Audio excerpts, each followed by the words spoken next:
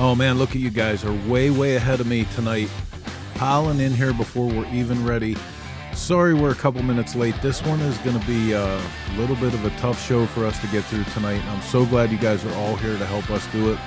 We lost one of our very own, one of the great ones of this whole culture, probably for all time. There'll never be another one like him. And tonight we're going to take a couple minutes and we're going to remember Milwaukee Mike.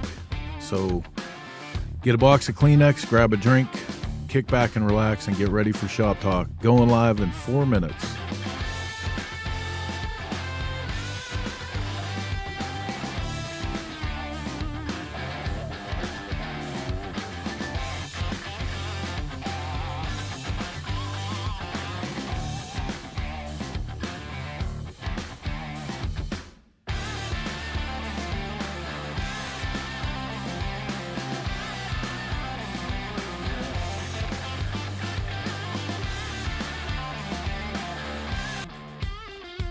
Man, look at the names coming across this screen. This is something. Cindy Pan in the house. Stogie's here with us. Kieran McGarry. I'm expecting there's going to be a lot of Milwaukee Mike friends in the house tonight because Mike knew all of us. That was the point, man. So good. So good to have media like this so we can actually take advantage of some time together no matter where we're at. There's guys on with us tonight all the way across the country, guys and girls.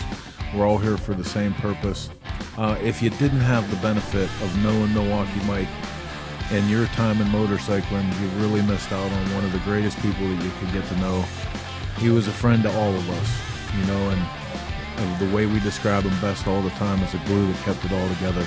2.5 minutes, we're going live with this one, man. Get a drink. Time for Shop Talk.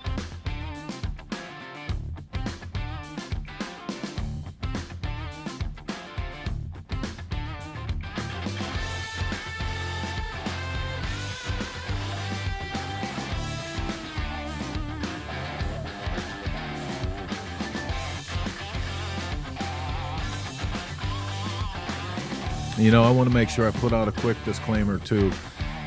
We have reached out to a ton of people and there's so many more, and I don't want anyone to feel like we left them off the list or, you know, didn't include them. And everyone is welcome to put your comments in. We'll try to get to as many of them we can. I don't care how long we have to stay on here tonight. I want everybody to get their opportunity to talk about Mike so that we can do this the right way. I wish we had the room to bring in everybody that wanted to be here with us in the studio live, but we'd have to throw Mark the hell out. Mark's not down for that, so we did the best we could. That's what I'm saying, and it's awesome, man. It's awesome. The people that came on here, even in the pre-show just now, everybody was like, man, I haven't talked to you in forever. I haven't talked to you forever. We used to run around like rats in the cellar. When we were kids, man, all of us were together all the time. It's so good to see everybody here tonight. Just 1.5 minutes when we're going live with this one. Remember Milwaukee Mike here on Shop Talk.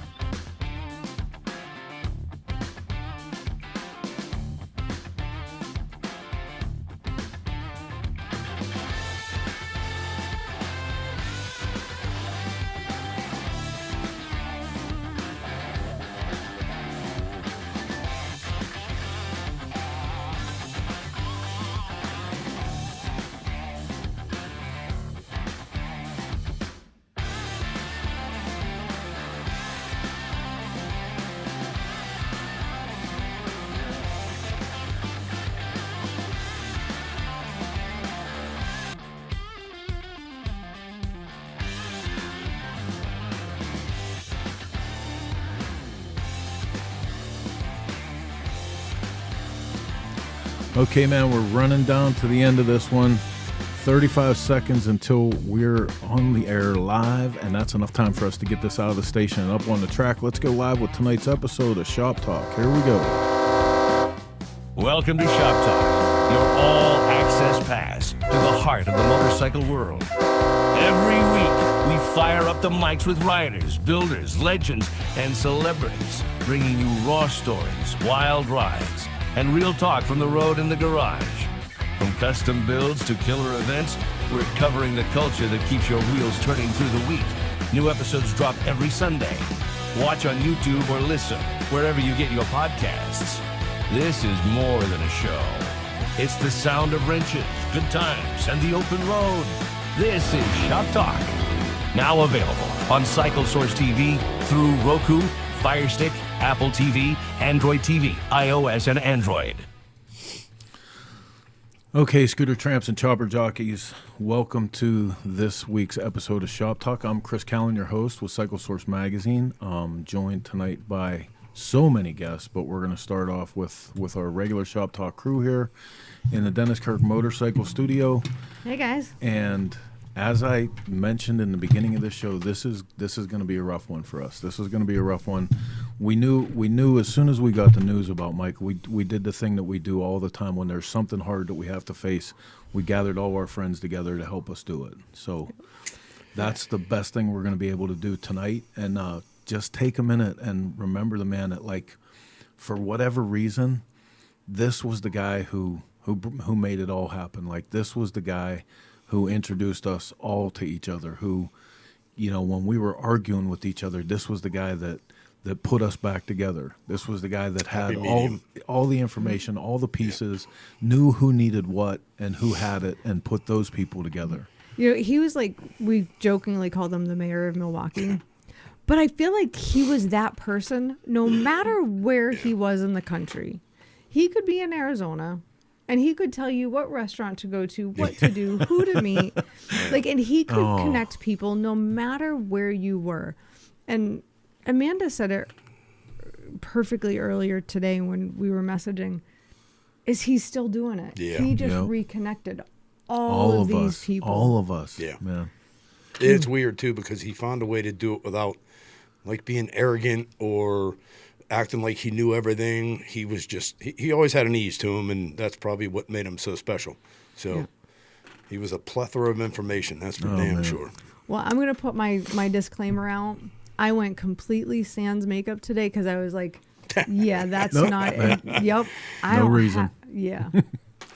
Well, and you know what, man? Like, when Heather talks about how we called him the mayor of Milwaukee, like, it is always such a pleasure. Like, you know, Big Randy with Cycle Showcases the same way. If you go to St. Louis, he will ride you around that town. He'll tell you about every landmark, every family that lived in every house, you know, what they did, how they contributed to the town.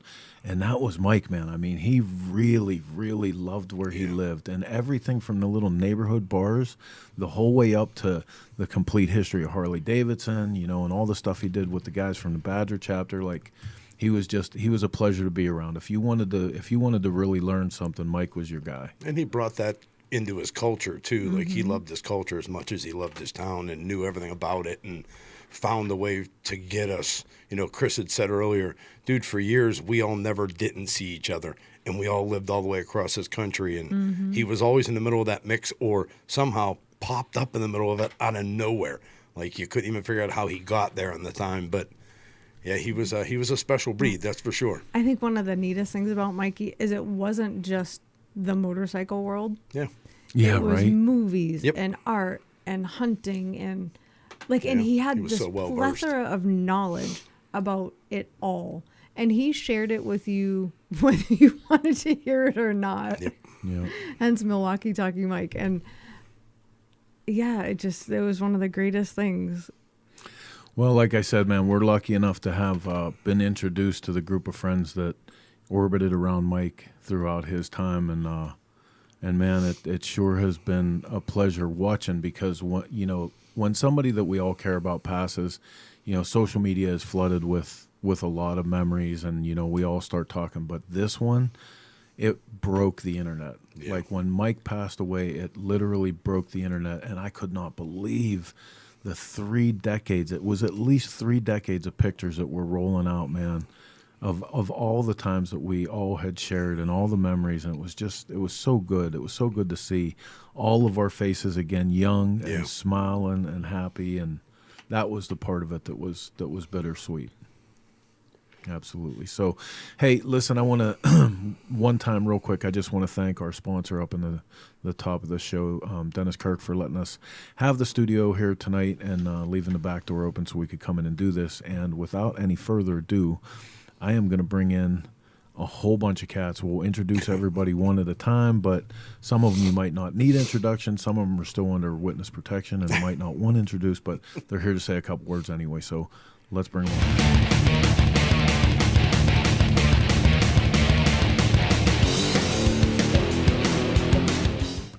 All right, here's my crew.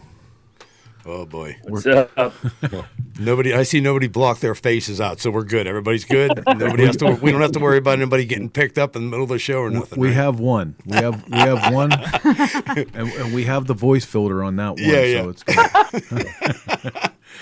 All right, man. Listen, thank you all so much for agreeing to do this. I know, I was particularly uneasy about, if we put this out there, people were going to be offended that we were doing something like this and not understand why we were doing it. And then when I had the pleasure of talking to each one of you, and everybody was just like, no, man, this is great. That's a great idea. Let's absolutely do this. And I appreciate you guys backing my play on it. So thank you.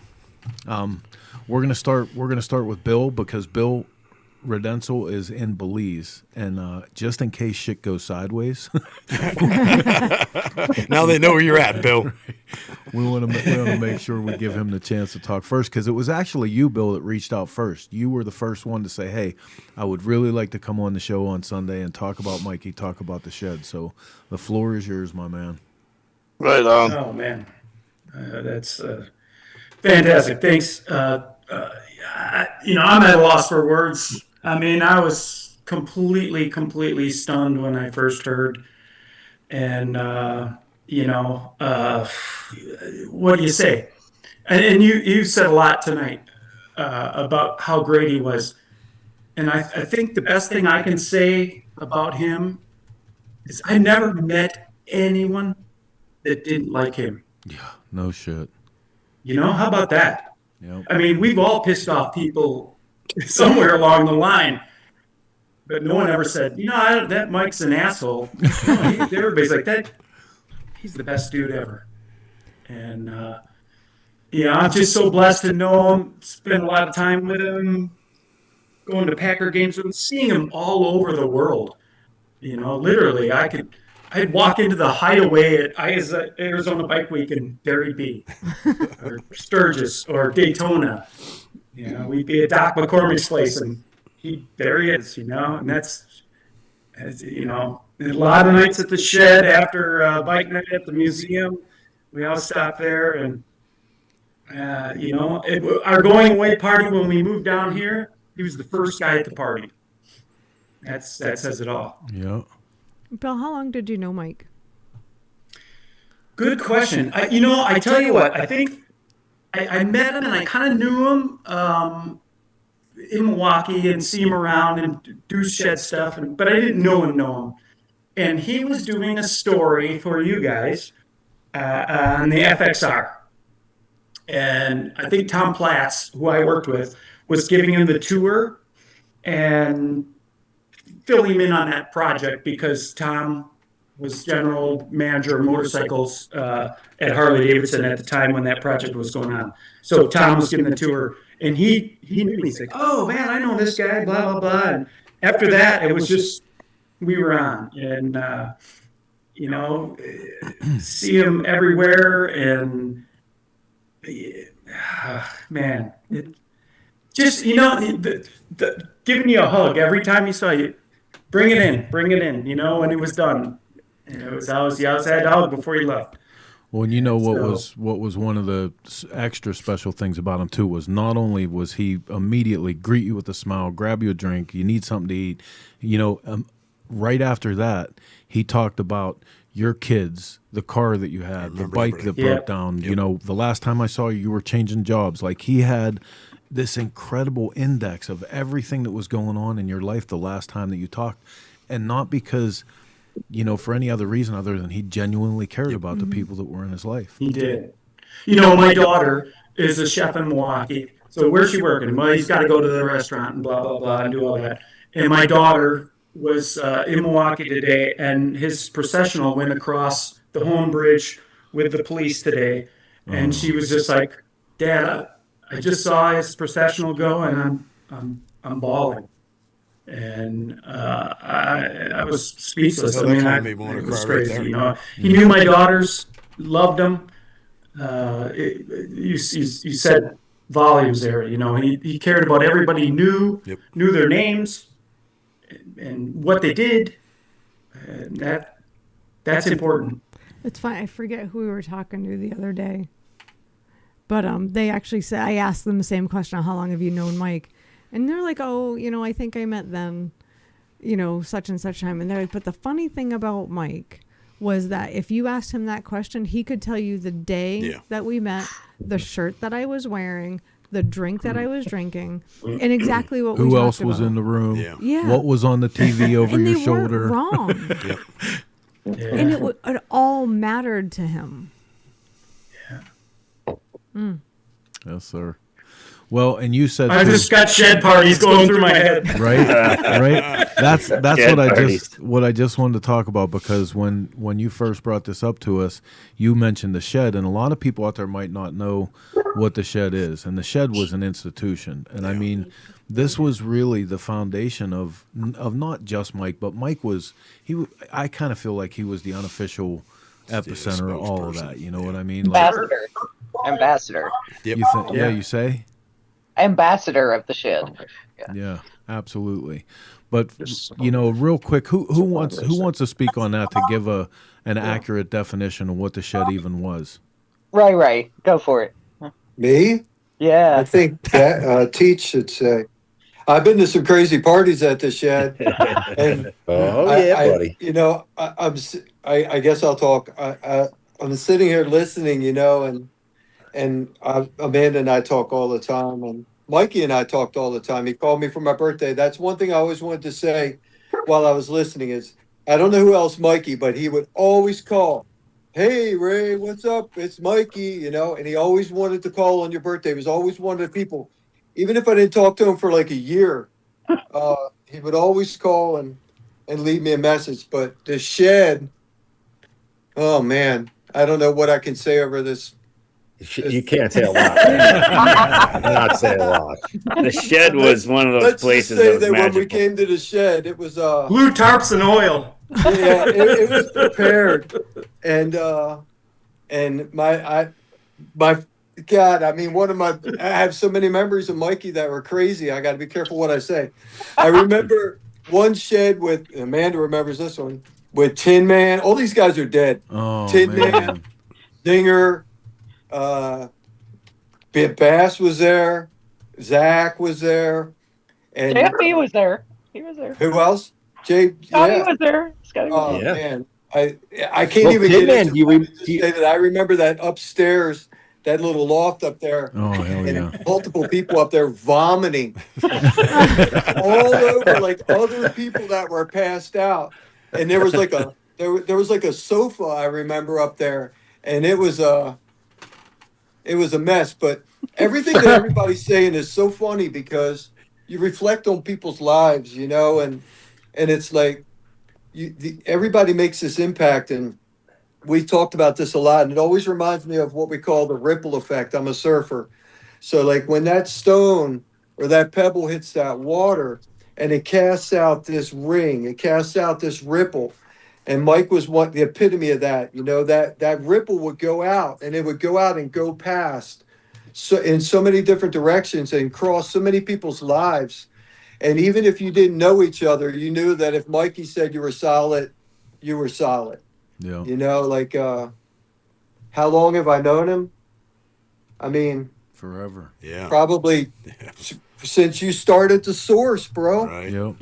I Yep. mean, you were still living in Pittsburgh, and I mean, we saw each other all the time. We were everywhere. When the Lords of Mayhem originally was initiated, which neither of us are affiliated with anymore, but we wanted to start a group that was already the group that we had, and you had to have a prerequisite. You had to be able to work on the motorcycle. Yep. We hated people that like were in these clubs and like were posers, and we're like, we're only going to ride with people who can work on the bike and will never leave a brother on the side of the road. That was like the prerequisite. And And Mikey was there, man, always. He always was right there. He was probably one of the funniest guys without being super funny on Oh, my purpose. God. He was like, he had that like dry sense of humor where you'd just be talking, he'd say something. And Timing. it'd be funny as shit. Yeah. I mean, I have so many memories of that dude, man. I remember pulling up at Sturgis with my Rigid in the back of my truck. I had just moved all the way out. I live in California now, and I grew up back east, so 3,000 miles. And I showed up, and I was like, man, I got to get this thing off. It was super late at night. First fucking person there was Mikey. He's like, wait a minute.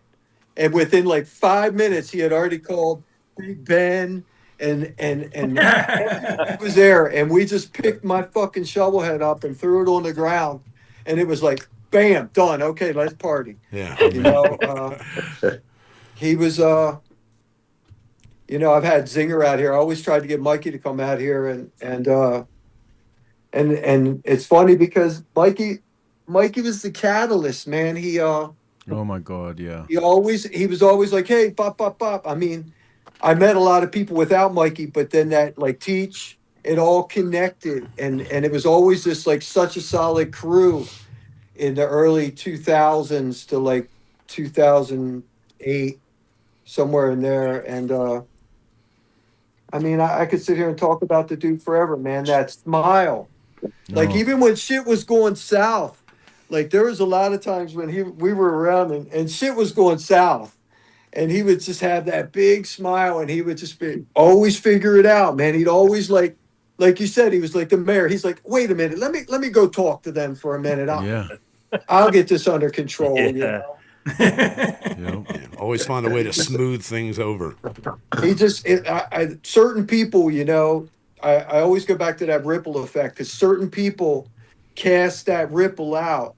You know, like I see people here I've never met before, you know, I see people who are in my circle, but that ripple goes out and it's went out all the way across the world, you know, and it goes through you. My kids know who he is.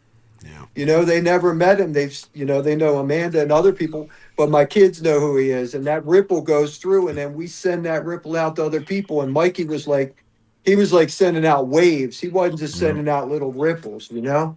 Yeah. And that's true. You know, I met so many people through him, Reed and Deb and Mason and all those people that would kind of come in and teach, you know. I probably knew Teach a little bit before that, but Zinger, Rodriguez, all those guys, man, it just, that's, you know, he got us all together. You got to know this person. They're awesome, you know. Yep. It's funny because I posted an early picture of, I'm horrible with pictures because I lost so many when I made my move, and I had a house fire where my house caught on fire and I lost all my shit. But I had stuff in storage and I brought back 50 pounds. Anybody who remembers photographs, I brought back a 50-pound bag of photographs on the airplane. And I was going through them, and it was just picture after picture of Mikey and Daytona and stuff. And everybody behind us, except for Big Chris, was dead. Oh. Zinger, Chris, JD, I saw that post. Yeah. Painter, and you're just like, and you're thinking, oh, he died on a motorcycle. Nope, he just died sleeping, you know. And it's like, you don't really know which way, because so many of us got that tattoo that, you know, my lifestyle dictates my death style on my neck.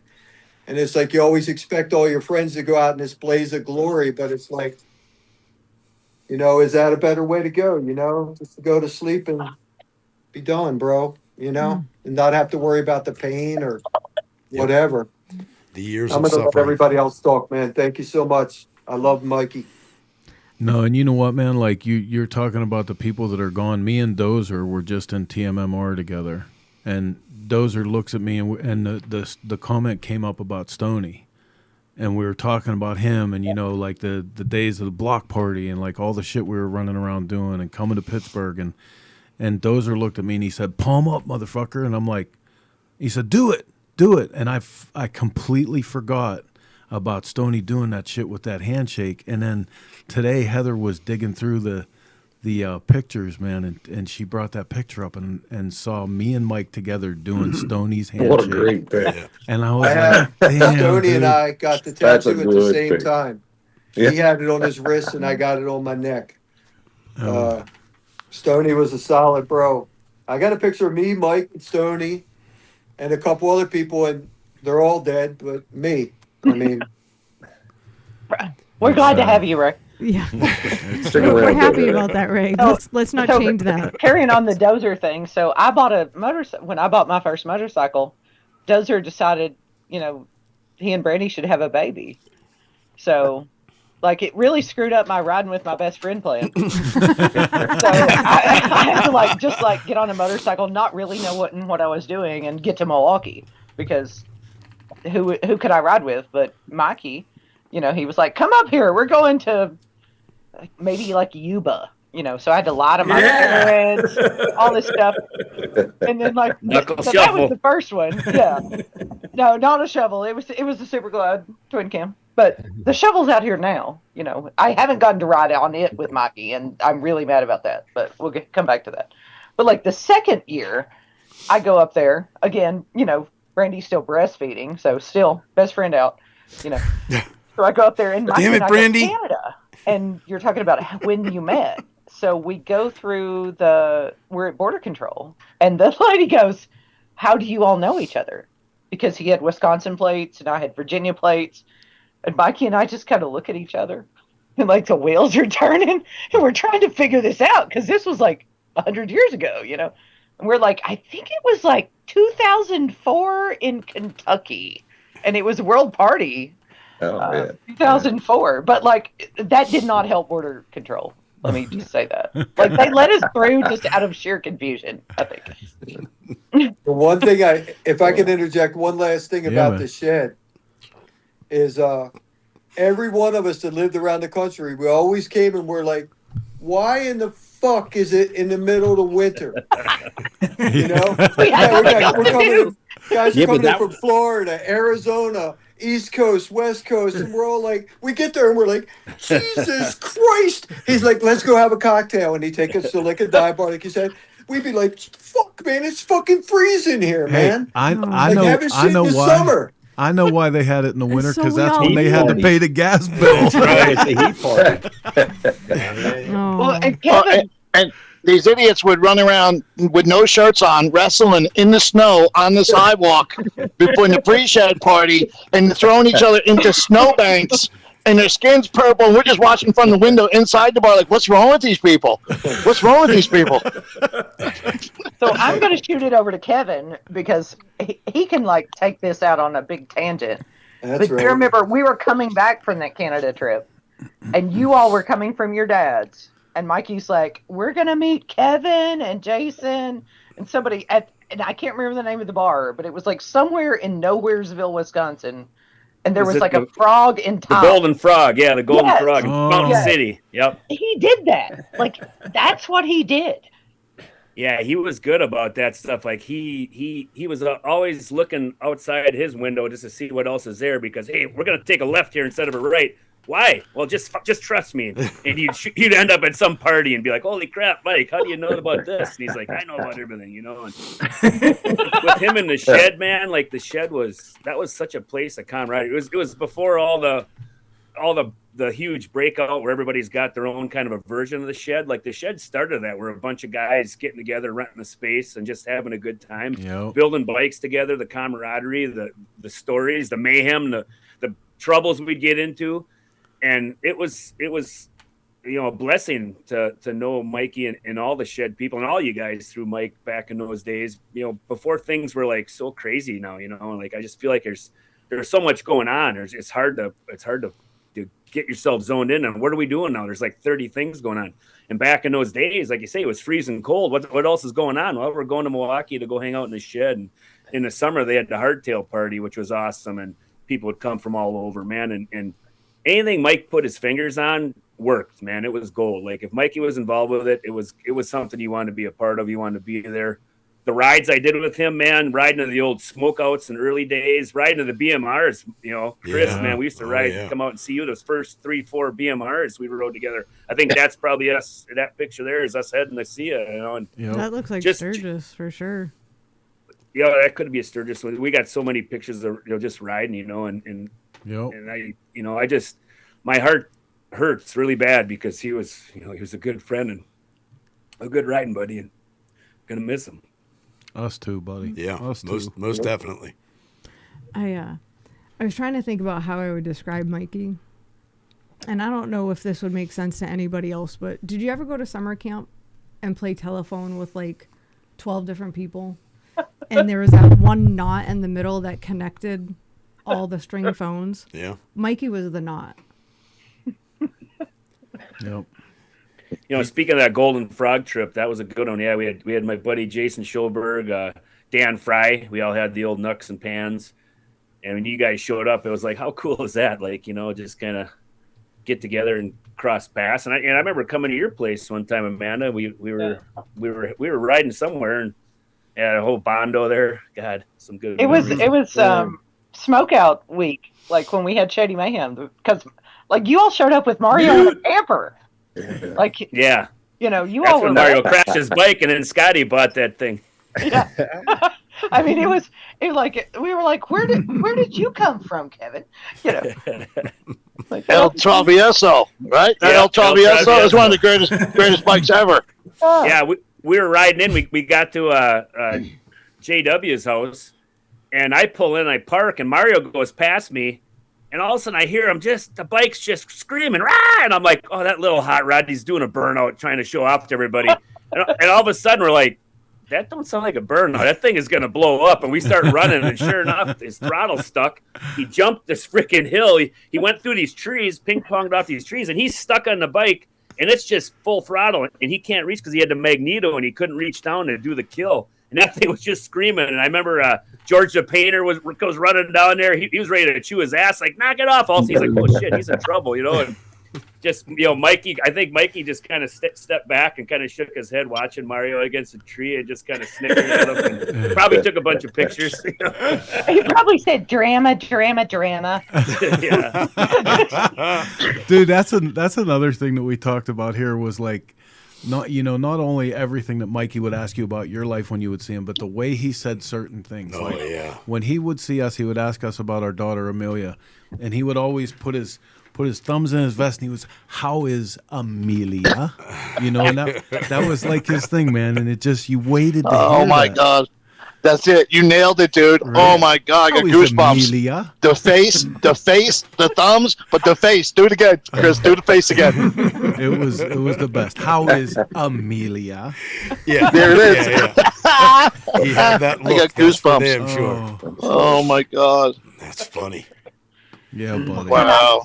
I think I said on Facebook, I don't know if everybody saw it, but like Mikey introduced me to my ex-husband, which is why I've never been back to Daytona. Are you thanking him or are you mad at Mikey, him? Yeah. I've developed this weird Wisconsin accent, which I've done since I was a kid. I can't help it. But like the year later, when the man I married called me, he was like, "You sound different." I was like, "I've not been with Mikey for a week." Like that accent was really like, it was strong. Oh yeah. Like nothing ever sounded like Mikey because he was Wisconsin 100%, born and bred, unashamed. Yep.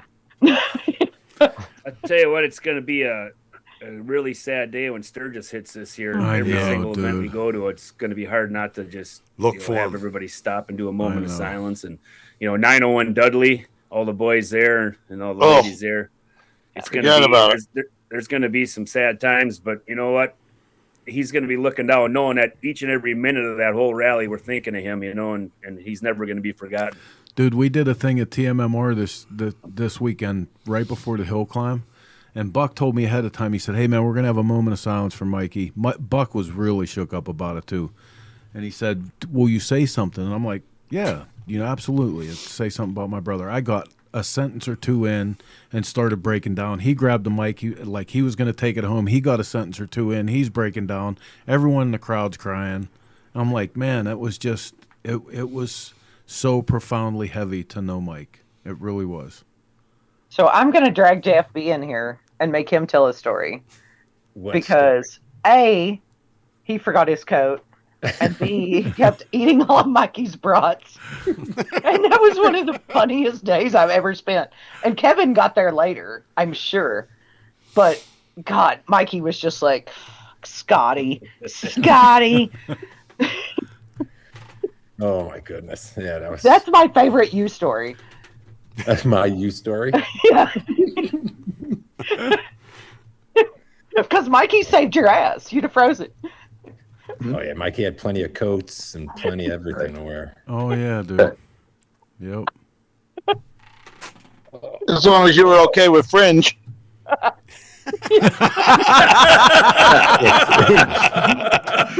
We were sitting there, so he calls.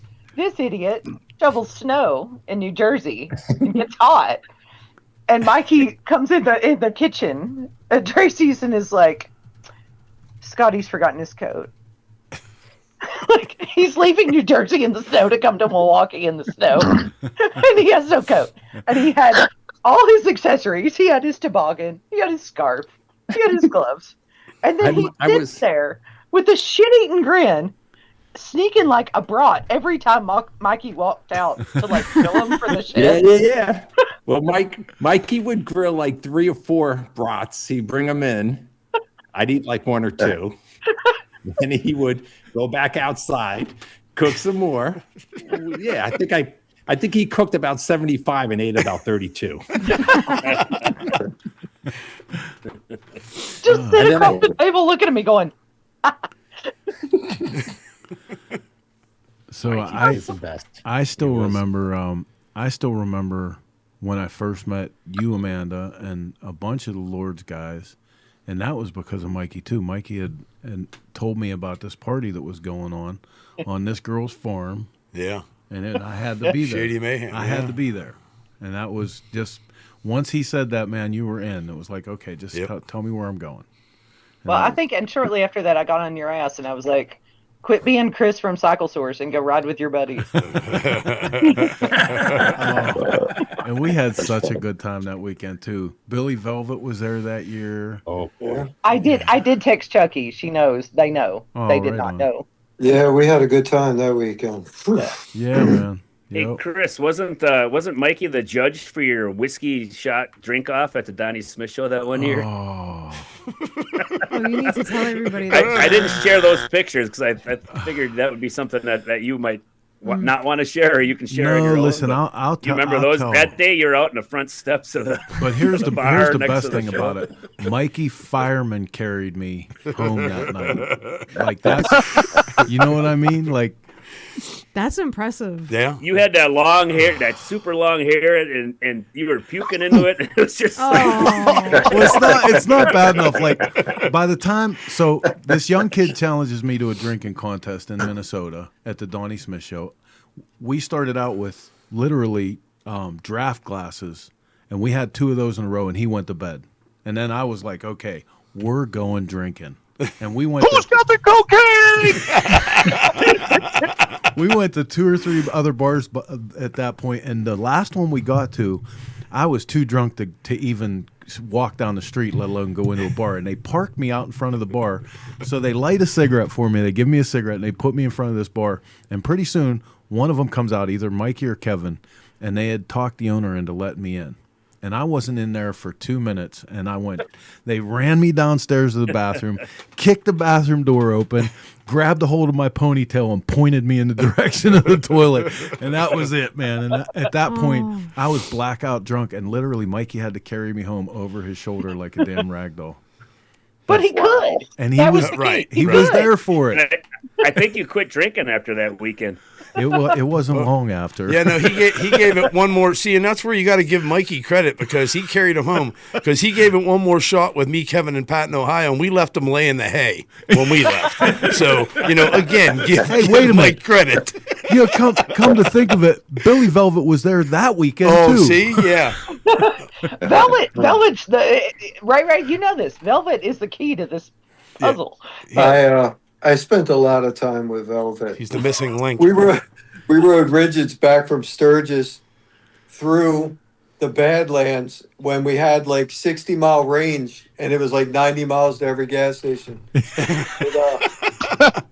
We didn't think about any of that. We had absolutely no tools, absolutely nothing. We were been partying for like 8 days straight. I got arrested, spent the night in Deadwood jail, and for smoking weed, and in Spearfish. Oh, dude, I remember that year. You guys said it was like the cop came out from behind a tree. Yeah, man. Oh, it was They funny. imagined They the tree. arrested there was about 30 of us. It was interesting. They of course arrested me, put me in Deadwood, but I got to see Deadwood jail from the inside. My kids know about that one. Mikey and I came back from Daytona and stopped in Asheville. And I said, let's go to the yacht club. We stay at the Mountaineer. If anybody knows the Mountaineer. We go down there, and of course, Velvet and Chucky are tickled to see us. And we're standing out front. And this chick said, watch my drink. I was like, why? She was like, I've been roofied. I was like, you don't know me. Yeah. Like, I'm not roofie you. Introduce yourself. Hi, I'm Roofy. Who are you? I said, I'm the voice of reason. And My Mikey name's was Ruby. cracking up. You know, like Mikey and I've been riding all day. We've come back from Daytona. It was our first stop. And you know, if you've been riding all day and you want a beer, where are you going to go? But Velvet, you know. Oh, my God. But I'll never forget that night. It was bizarre. I couldn't believe when I found out that somebody had actually given him a place with a liquor license. Yeah, right? That's ridiculous. Jeez. Just asking Now for trouble. I could tell some stories about Velvet that were. Oh. Man, we had a place in Sturgis one time that Billy had rented, and it was me and Velvet and Sweet. Anybody remember Sweet? Yeah, dude. Yep. And a couple other people. I'll remain nameless. And we partied so hard in that house that we were we were ready to leave, and Billy had to split to go somewhere else. And he's like, look, man, you guys got to be out of here by 10. We're like, all right, cool, man. So like at 7:30 in the morning, somebody knocks on the door. I stumble to the door and opened it up. It's the owners of the house. It's fucking trash. There's shit, lines everywhere, parties everywhere, people, topless chicks in the fucking basement. Fucking insanity. Velvet had gotten hammered with Tattoo John, if you remember him. And they had broke the fucking cabinet open on this Airbnb that Billy had rented and drank every freaking bottle of everything in it. These people came in, they were mortified. And Billy texted me, he's like, Jesus Christ, that cost me so much money, man. It was like fucking having Aerosmith living in the fucking house or something. I mean, I look over and Velvet, and they're trying to get this door to open. It won't open. They just ripped the motherfucker right off the hinge at like 3 o'clock in the morning. I was like, those stories are too crazy to get into. But I always think about Mikey, and it's like Mikey was always there. Yep. He was calmer in some way. Well, Mikey was a voice of reason, man. That's what I was we were just gonna coming up say. there, like on the way up to when we met you, Kevin. Like, Mikey was late, like always. Mikey's right? always late. So I'm sitting at the house, and he was like, "We're gonna leave at 10." And it's like 1, and he gets home, and he needs a shower, and he needs to pack, and whatever. Do his hair. He's got to do his hair. Yeah, and so like we get up, and it's like almost, it's 10 o'clock at night. We're in Tomahawk. There's like 2 deer run across in front of my motorcycle. He's in front of me, so I just like take the next exit. I was like, eventually he'll notice I'm missing. So he comes back, and he was like, "What are you doing?" I was like, "I'm getting a hotel." Like that's what I'm doing. And like then he realized the next day, because we were going to Ben's up on the lake, and he was like, "I'm kind of glad you did that, because you wouldn't have seen any of this, and it's kind of pretty, isn't it?" I was like, "It is. Like, why are we trying to kill ourselves?" But his lateness was like kind of a marker, I think. Like, that's what was he ever on time for anybody? But that's what you have to talk about. You have to talk about Mikey time. Yeah. Yeah, right. We definitely learned to plan around Mikey time. It was definitely like, okay, he says 10 o'clock. Well, we got time for a couple of Bloody Marys before he's going to get here. Yeah. But if you look at all the stuff that was coming on Instagram, everybody had to say how great Mikey was and had to talk about Mikey time. And you needed to be on Mikey time. Hey, wait a minute though. I'm gonna get you to talk about something you told me the other day in personal on the phone. So me and JFB are talking about Mikey and all the great memories and everything, and how, what a dear friend he was, and how he just always provided exactly what you needed. And Scotty says to me, he says, man, he said, one of my greatest memories is I used to have an hour and a half commute to work. He said, and there would be days where I was just fighting to go or fighting to get home. He said, and I would just call Mike and I'd say, hey, Mike, how you doing? He said, and an hour and a half later, I was pulling into my driveway. I mean, absolutely. Hey, Chris, I did tell you it's true. Chris, it is true that I literally rolled down the windows and pulled into the gas station, got out of the car, filled my car with gas. Mikey kept on talking. And then I got back in the car and drove away. And yeah, it was fine. That was Mikey. But actually, you know what? I just talked to Mikey it was probably 10 days ago. And I thought I was doing really well on the telephone, dude. I would not let him talk. I just kept interrupting him and kept talking and talking. And then he finally steamrolled me.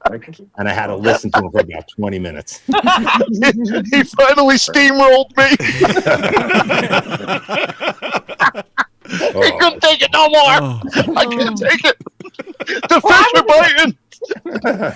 I didn't even tell him I was going to see JFB. I just sent him a picture, a couple weeks ago, and he was like, "Oh, you're in the Poconos," and I was like, "No, I'm in Ithaca," because we were all like, "No time, no time. Here's a picture," because I was up there for work, and JFB's trying to get New York to title a motorcycle, which is a whole other story. But Mikey would have talked them into it.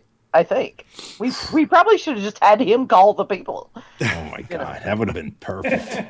He would have actually you know what he did? He would have came in there and he would have gave somebody a big Mikey hug, and everything would have been okay. Yep, absolutely. You're so mad you live in New York. If you were in Wisconsin, you'd title this motorcycle. Oh, come on now. Oh, come on now. Listen, I want to tell you guys, everybody had pictures. Everybody was sending pictures in, but one person here with us tonight gave us a link to 40 fantastic pictures, and I'm obviously talking about Mr. Michael Lichter. And Michael, I say this all the time about you, how the greatest moments of our lives, no matter who it is, me, Heather, Mark, Billy Lane, Ray, Milwaukee Mike, you always have captured the greatest moments of our lives. So we absolutely had to have you here with us tonight, man. Thanks very much. I'll tell you, it makes me really want to go back in time, because my website only goes back to 2014. So those shots were from then, but I know there's probably double that amount in the 10 years prior, and just needs to be done. A lot of cataloging to do, but Mike was always, whenever I got somewhere, if I didn't call him, he'd call me and told me where I needed to be. You did the trip when Kevin had the first knuckle shuffle. You did the trip from Yuba over to La Crosse with us. No, I didn't do that one. I thought you did across the. I could have sworn you did. But over to SNS. It was just another good-looking guy. Oh, yeah, the SNS 50th. Huh? Maybe for the SNS 50th? Is that what you're thinking of? Maybe. I don't know. I thought I could have sworn you were with us from the Knuckle Shuffle. And then, Chris, I should have mentioned you should probably search the Shed, Milwaukee, because there's a bunch of party pictures in there, but also you're with your old band in 2017. Yep. I don't know if we should show those Shed pictures. But no, he whether he was coming through Colorado or being in Daytona, Sturgis, or any other event, he knew where everything was happening. Yeah, he sure did. Brandy and Dozer have, so they've got all the old albums. I took them up there so everybody could enjoy them. So they've got some really old Shed pictures. Probably on their table. We get them at every now. party, right? Yeah. So they've got the old stuff from 06, 07. We got some Shady Mayhem pictures, and then we were just checking them out a little while ago. So yeah, it's very nice. Mikey's also as somebody who's ridden you around to take photos too, right? Backwards. Back. That's another. Yeah, thing. man. That's an elite little group we got. And there you go. In a pinch, going on a Cycle Source ride, get there, and it's like, don't worry about it. I got your back. And back to back, we rode up to the hills or out to the ranch. Yeah, ma'am. Maybe it was a BMR, Michael. Well, it could have been BMR. Oh yeah. Maybe it was a BMR. BMR probably. Yeah. Because I can remember like being somewhere and like you turned around, as you do. Probably BMR. I bet you it is That was BMR. I just know. I remember Yeah. what you're talking about too. Because What's that? That you guys played. That's when JFB. I Michael let got some good JFB had my pictures, man. motorcycle, and he thought I had forward controls, and they were just footrest. that was the year I came in at like 3 a.m. because my bike broke down halfway in. I was on the old knuckle and duct taped the headlight on and stuff, and I pull in and like really late at night, and Michael, you took some pictures of that bike because you were just kind of giggling at me with all that duct tape on it, and I had that grouchy look on my face. And you're like, you should just smile a little more. Chris, you may have to do another BMR. Oh, that's great photo. Yeah, Yeah, Chris, BMR was the best. that was the best. The early ones were the best. Yeah. We talk about it all the time. Yeah, we we just do. had that conversation. Dude, Peach, but you coming in there that night, that bike was smoking. You were so miserable. I think the first thing I did was walked up and hand you a bottle of Jack Daniels, if I'm not mistaken. I needed some painkiller. I was in pain. You pulled right up in front of that lead sled trailer, and I'm like, if I just handed you that bottle, you were like, God. Yeah, that was But we made it. Was like but we 3 in the made it, morning. and we had the best time ever, man. Oh, yeah. That was a party down there, man. And you know what? One of those years was when the evangelist thought the world was going to end, Oh, you put it in the and fridge. we didn't have service or news, so we Yeah. weren't sure if it did or not. Yeah, that was the. Halloween, I was like, what if the world ended? We're the only people left. She was like, well, the traffic back to Milwaukee will be light. One guy that's not on here, but I talked to him, and he actually texts me now, and he's watching. But Stogie, man, we got a lot of good pictures. Stogie was always with us, and a lot of the neat pictures you see, Stogie took on his bike and shared. So appreciate you, Stogie. Yeah, see man. you watching, and we love you, brother. Yeah, man. Yeah, I think Stogie stayed at my house on the way to BMR because I was on the way.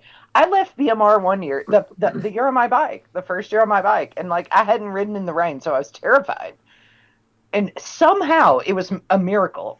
Like I pull in front of the garage, I open the garage doors, I pull in, and the rain just falls down.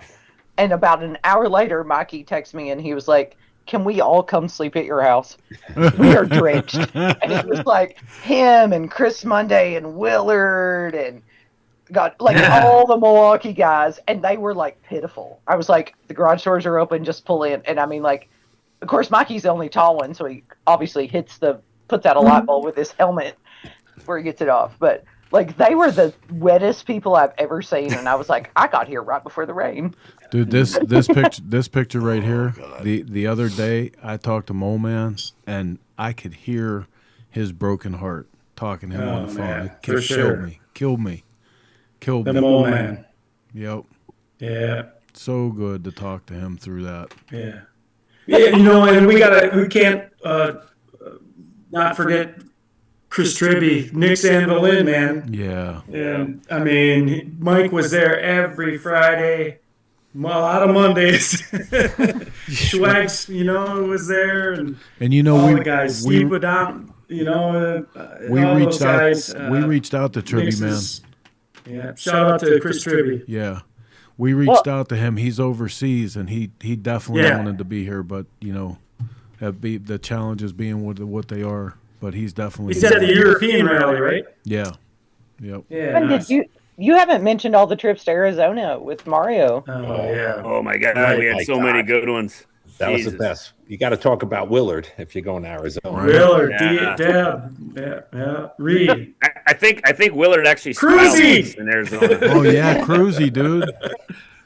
Cruzy, Rich. Teach, how about Ness doing the face Rick- plant at your party that night? yeah, I was at there the with pre- Mike. the pre-Donnie Smith show party. Yeah. Yeah, you don't grab a rope like it's a tree. That don't work. You're gonna hit your head. That was a fun weekend. What smokeout was it that Ben brought the 18-wheeler down to? That was an early one. Randy, you know this. That was like the 2004? first seven. That was Yeah. like 2004 or 5. Yeah. Oh, that was 2004. He was there earlier because like I met those guys like the year before. I think in 2003 is when I met Mikey, and they were like, "You got to go. You know, where are you from?" I said, "Well, you know, I had my little card table. I'm from Milwaukee." Like, "Oh, you know Milwaukee Mike?" And I'm like, "No, I never heard of him. Who's that?" I was living in Minnesota, and they're like, "Well, you got to go find a big semi in the back parking lot of the Holiday Inn. That's where the party's at. Look for the big happy guy in the Hawaiian shirt, you know." And so okay, we get to the parking lot that night, and I'm walking across the parking lot, and I can already see him from across the parking lot, and he's hugging people, and he's cheersing, and he's cooking, and he's got his big yellow Hawaiian shirt on. And I walked up, I introduced myself, said my whole history of how I came from Milwaukee and know where I'm at, what I'm doing, and it was like it was immediately like he was just a friend for life. He was a brother, man. He put me under his wing. He introduced me to everybody.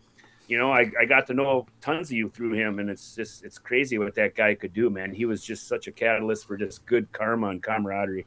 Yeah, we were peeing behind the semi that night and got clotheslined, and I think we peed on each other. That's my biggest memory. I can't even remember. It was probably like 30 or 40 of us there all night. Oh yeah, it was big. Ray, you remember the time because I know Ray because of Mike from the shed, and Brandy and I go to Daytona one year, and I'm like, we didn't have anywhere to sleep, and Ray's like, yeah, he was down there with Billy Lane. He was like, Choppers Inc.'s got a room. Come on. Yeah. You know, I don't even remember that. Do you know how many times like we've had somewhere to sleep because Mikey knew where we were going to sleep? Like, he's taken me to people's houses like Joey and Tony in New Smyrna, and he's like, I was like, where are we sleeping in Daytona? He was like, at Joey and Tony's. I was like, I don't know them. He was like, it doesn't matter, it's fun. Hey, listen, that's what I wanted to tell you guys. Like some of the people here tonight, Joey the Fish is on here, Midnight Mike is here. You know, so many people. Mike, Mitch Bodine is here. Jay Schulberg is with us. Carl Hanlon.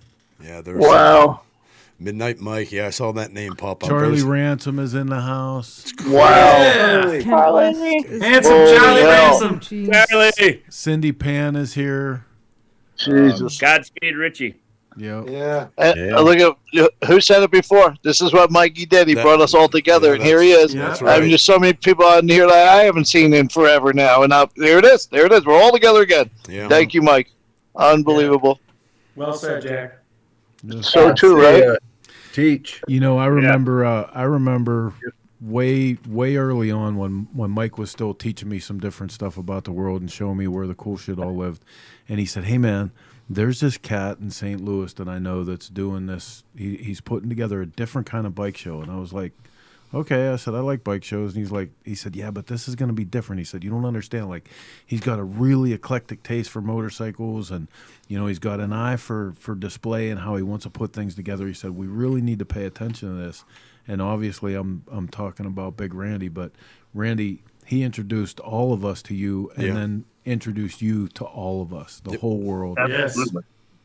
Absolutely, he did. He was, and I've heard this over and over again, time and time again, all this last weekend from everybody at TNMR, how he was the catalyst for bringing all these people together, and we didn't really realize it until until later that I think that he was the one that did all this. And looking back now, we're all putting the pieces of the puzzle together and going, wow, Mikey was the one that was the anchor for this whole. He was group patient of zero.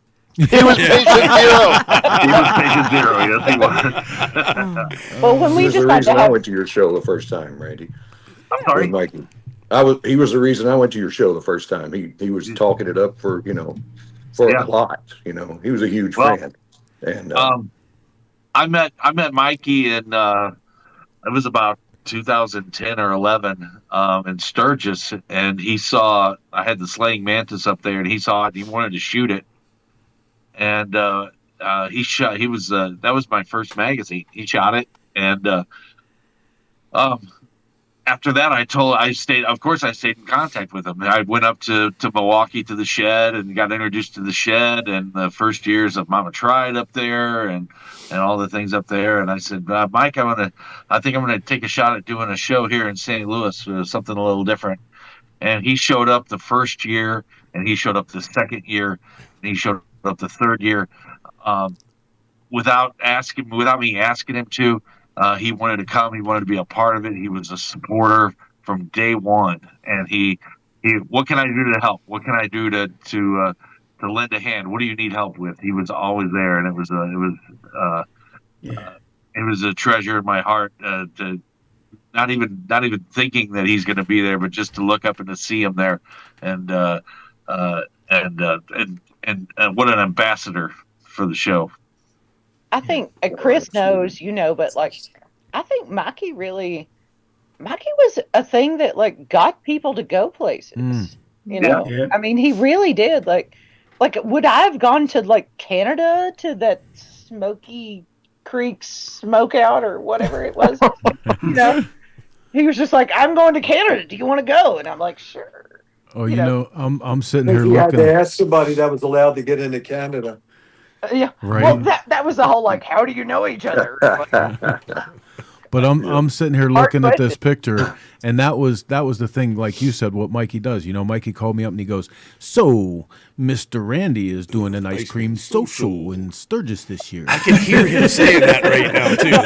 The way you're gonna make it to the ice cream that social. started. We were up on Main Street, and we just like to sit out in front of the dungeon there. There was a plumbing supply place there that had ice cream during Sturgis. And so we'd all sit up on Main Street and laugh at all the guys dragging their feet down Main Street and shoot the shit every night. And it just became this fantastic tradition of once the day was over. Of course, you can't really ride around Sturgis drinking. So, what we do, we go eat ice cream right next door to the HA. and between the HA and the dungeon bar, Dude, we'd eat ice cream and watch the freaks walk up and down the street. Oh yeah, shit. And it just became a fantastic tradition. Now it's a big part of Cycle Showcase. I didn't even think about that, but yeah, that's that the ice cream social was born out of Mikey. And what's going on here? Charlie looks like the guy from the Eddie Murphy joke. you dropped the ice cream. When I lived in Spain, Charlie and Kayla came over and visited, and that's because of Mikey. Yep. So as people all these things, like how many of us have slept in the closet at Mikey's house? Oh my God! Ray, I know you have. Mitch, how many of you got frostbite because his basement was so damn cold? Right here. How about that front porch? How about that front porch that he put you on? Never told you that it was nothing. It was just open from underneath. It had like a piece of fake grass carpet you laid on. It was like 18 degrees inside the house on the front porch. He got you. I think that was just you. They let me sleep in the house all the time. But no, that was in the house. That was in the living room. This is the two houses back, though. Oh. That's the house I broke my leg at the shed party. I mean, I think we've all That had was a these cold like one. Mikey's. I assume he's probably like put us all up. Oh, at some point. absolutely, absolutely. That's how I met Randy. Sleeping Yeah. on Mike's couches for Mama Tried. That's when I met Randy, 6-7 years ago, however long it was. Because you never knew who else was going to be on his couches. Yeah. Oh my God, dude!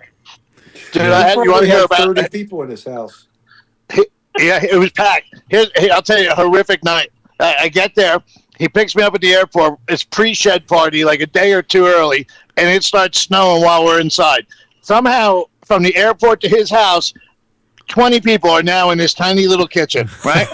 And it starts snowing. So we're getting ready. He wants to show us all his favorite bars. So we walk out, and it's freaking snowing. So I said, he goes, "You all right?" I said, "Are you kidding, man?" I said, "You could take the boy out of Jersey, but not the Jersey out of the boy." I know how to walk in fucking snow. I took 2 steps to the backflip, broke my leg, right?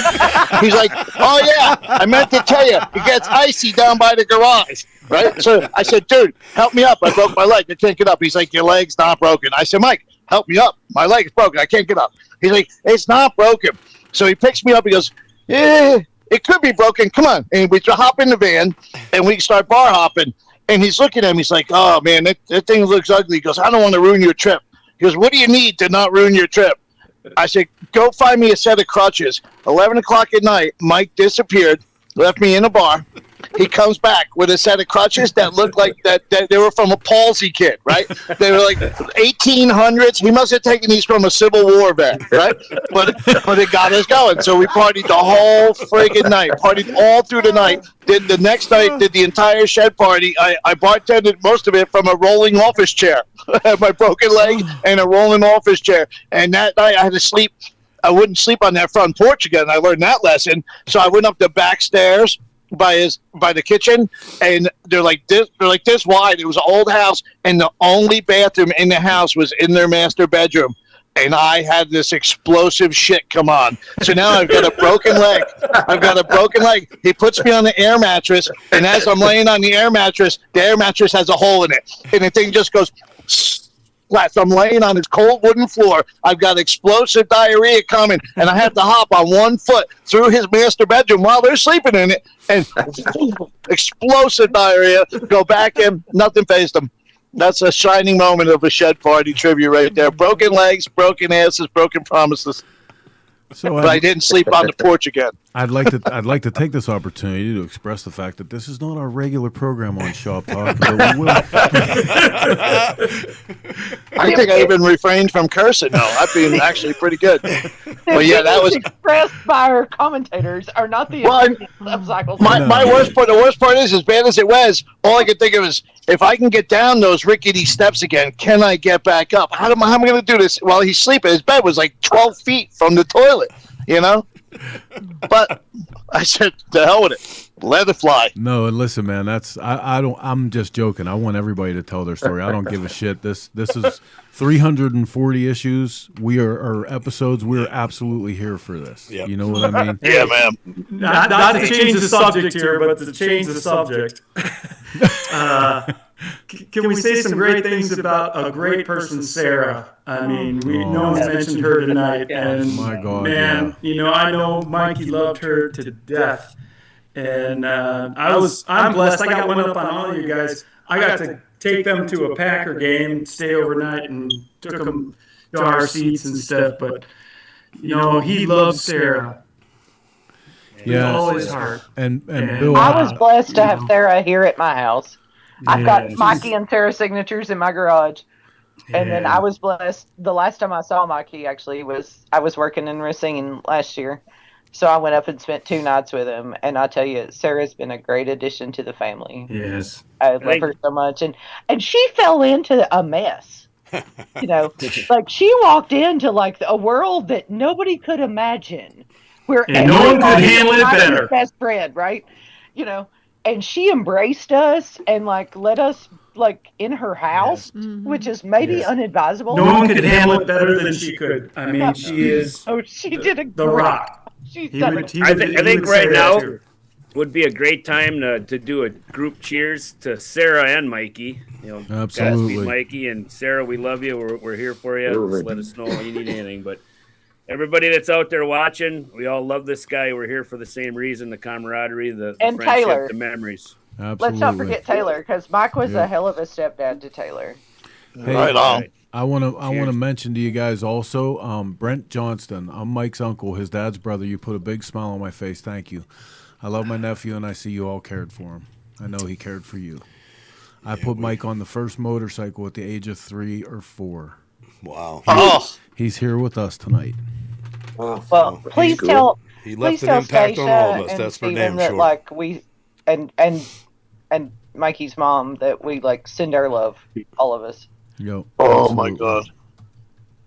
Boy, don't you wish you could done this celebration of his life for him when he was alive, though? Huh? Isn't it sad that you don't have the opportunity to ever do that? And like his uncle coming on and saying that, like all of these people and the people that are commenting, and we've said it 100 times, Mike pretty much brought all of us, put us all in the same group together. We've been doing this magazine. Well, let me rephrase this. Chris has been doing this magazine. Heather came in and started filling some shoes.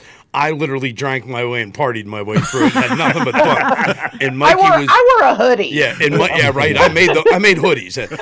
And Mike was always there. And if nothing else, we've all said it. When shit got deep, he always found a way to make it easy. He always found a way to make you feel better. And he was he was a great guy, and to all of us. I mean, bottom line, even if he did something wrong, he found a way Joe said it best to ease you out. he's like, why don't we do this when people are alive? You wished you could.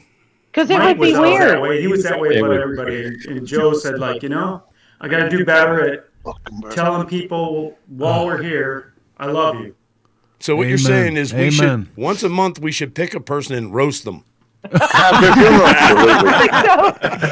think that would be good, It'd actually. be awesome is what it would be. Ray, you're going to be June. You're up. Because I've still got your lanyard with your little spiky face that you hate. Teacher first. Yeah. Chris and I were just talking about this 2 days ago, and I was speaking to Mario, and you always say, man, because so often people are depressed or they're sick and they don't know that how much they're cared about or people love them or whatever. Right. But I think in Mikey's case, Mikey did know. He did. Because there's not a place if he was going anywhere on earth that he couldn't pick up the phone and have somebody waiting for the place to stay, to pick him up at the airport, a motorcycle to loan him. You know what I mean? I think Mikey knew that Mikey was loved. A lot of people don't have that. Yeah. But I think he did. And that kind of eases this for me a little bit, this whole nightmare. Well, has anybody here ever told Mikey no? No. No. I mean, nobody's going to say, can I come crash at your house because I'm drenched? No. Yeah, right. And that would never occur to any of us. I think this came up before something. And I slept in a whorehouse with him. I slept in a whorehouse in the same bed with him. Trust me. I said no. I think something that was said here before that. As a chick best friend, I never had to deal with that. Like, I will say that is one thing I could say about Michael Johnston. He was a perfect gentleman for 22 years. God bless. Well, he was gay. That's why. That's why I always said, Mike. And Sarah, Brandy I'm might sorry. remember the joke about him being my second best friend. And it was like, it was Papaw wanting to know where he came in line. And I was like, well, Brandy's first. Mikey's second. Sorry, Papaw. Hey, Amanda, just to let you know, too, I got a message here. Thank you. This is amazing to hear his favorite little sister, Stacia. Well, Stacia, we've talked a lot about your family. Mikey and I have. I don't know. I can't talk for the rest of the guys, but we've talked a lot about like since their dad passed and like their mom's situation and his brother and sister. Like, I don't know if that's what he talks about with his like dude buddies, but yeah, with me, that's been a topic of conversation a lot. Well, and listen, there's like I was saying earlier, I was going through pictures and, Heather's looking at some of this stuff and going, oh my God, look, you guys were so young and everybody had hair and nobody had bellies. And it's so awesome when your wife helps you date yourself. Yeah. Point out the obvious. Thanks. We didn't even know that. But one of the things, hadn't noticed that about ourselves. One of the things that she brought up, she was like, oh my God, I had no idea how long you actually knew Dozer. And I had to think about that too, man. That was forever ago that Mike brought me together with you and put me in your life. Oh yeah, absolutely. I mean, I think the first time he came down to our house to our party was it was very early 2000. Yeah. And I just remember hanging out with him at 04. Okay, yeah, that's probably about right. Yep. But at smokeouts and just different places, and this guy. No, I don't think so. Well, come on, Now you're going to. Let's go talk to it. Now you're going to. So just very, very dear friend. And I would call him the mayor of motorcycling. I know we kind of called him the mayor of Milwaukee too, but he's kind of like the mayor of motorcycling, just, like it's been said 100 times, but just stuck everybody together and really, really was the glue kind of guy. And, there's probably not a whole lot of people that live a life and pass away and stuff, and not everybody makes the world a better place or makes that many friends like Mikey. And I think he set the bar, as far as that's concerned. And so miss him dearly for sure. Yes. Yeah, he was joy, man. You nailed it, dude. He was joy. And he was never seen him in a bad mood. Yeah. Never saw him in a bad mood ever once, ever. did I see him in a bad mood. Ever. I was in his tiny kitchen one time. We're having a cocktail early in the morning. I said, "Hey, Michael, tell me somebody you don't like." He goes, Yeah. "I fucking like everybody." Yeah. You know. Everybody liked him. Yeah. Yeah. He was a connector and a hugger. Oh my god. He's a giant hugger. He's the only person other than my mother that calls me Jackie. Yeah, dude, I remember that. Yeah, too. I hear that. Yeah, Jackie. He called me Manda Hug and Kiss. You know, Yeah. whatever that was. Oh. So Whatever as a- show that was back in the 90s. Yeah. Didn't he, Amanda? Didn't he used to call you Mander? I think so. Yes. Mander K. Yeah. Because Yeah, we're yeah. hillbillies. You Yep. know, Yep. we don't have full name. We just have two fake full names. Yeah, because he had a whole conversation one day about you, and I had no effing clue who he was talking about, and it was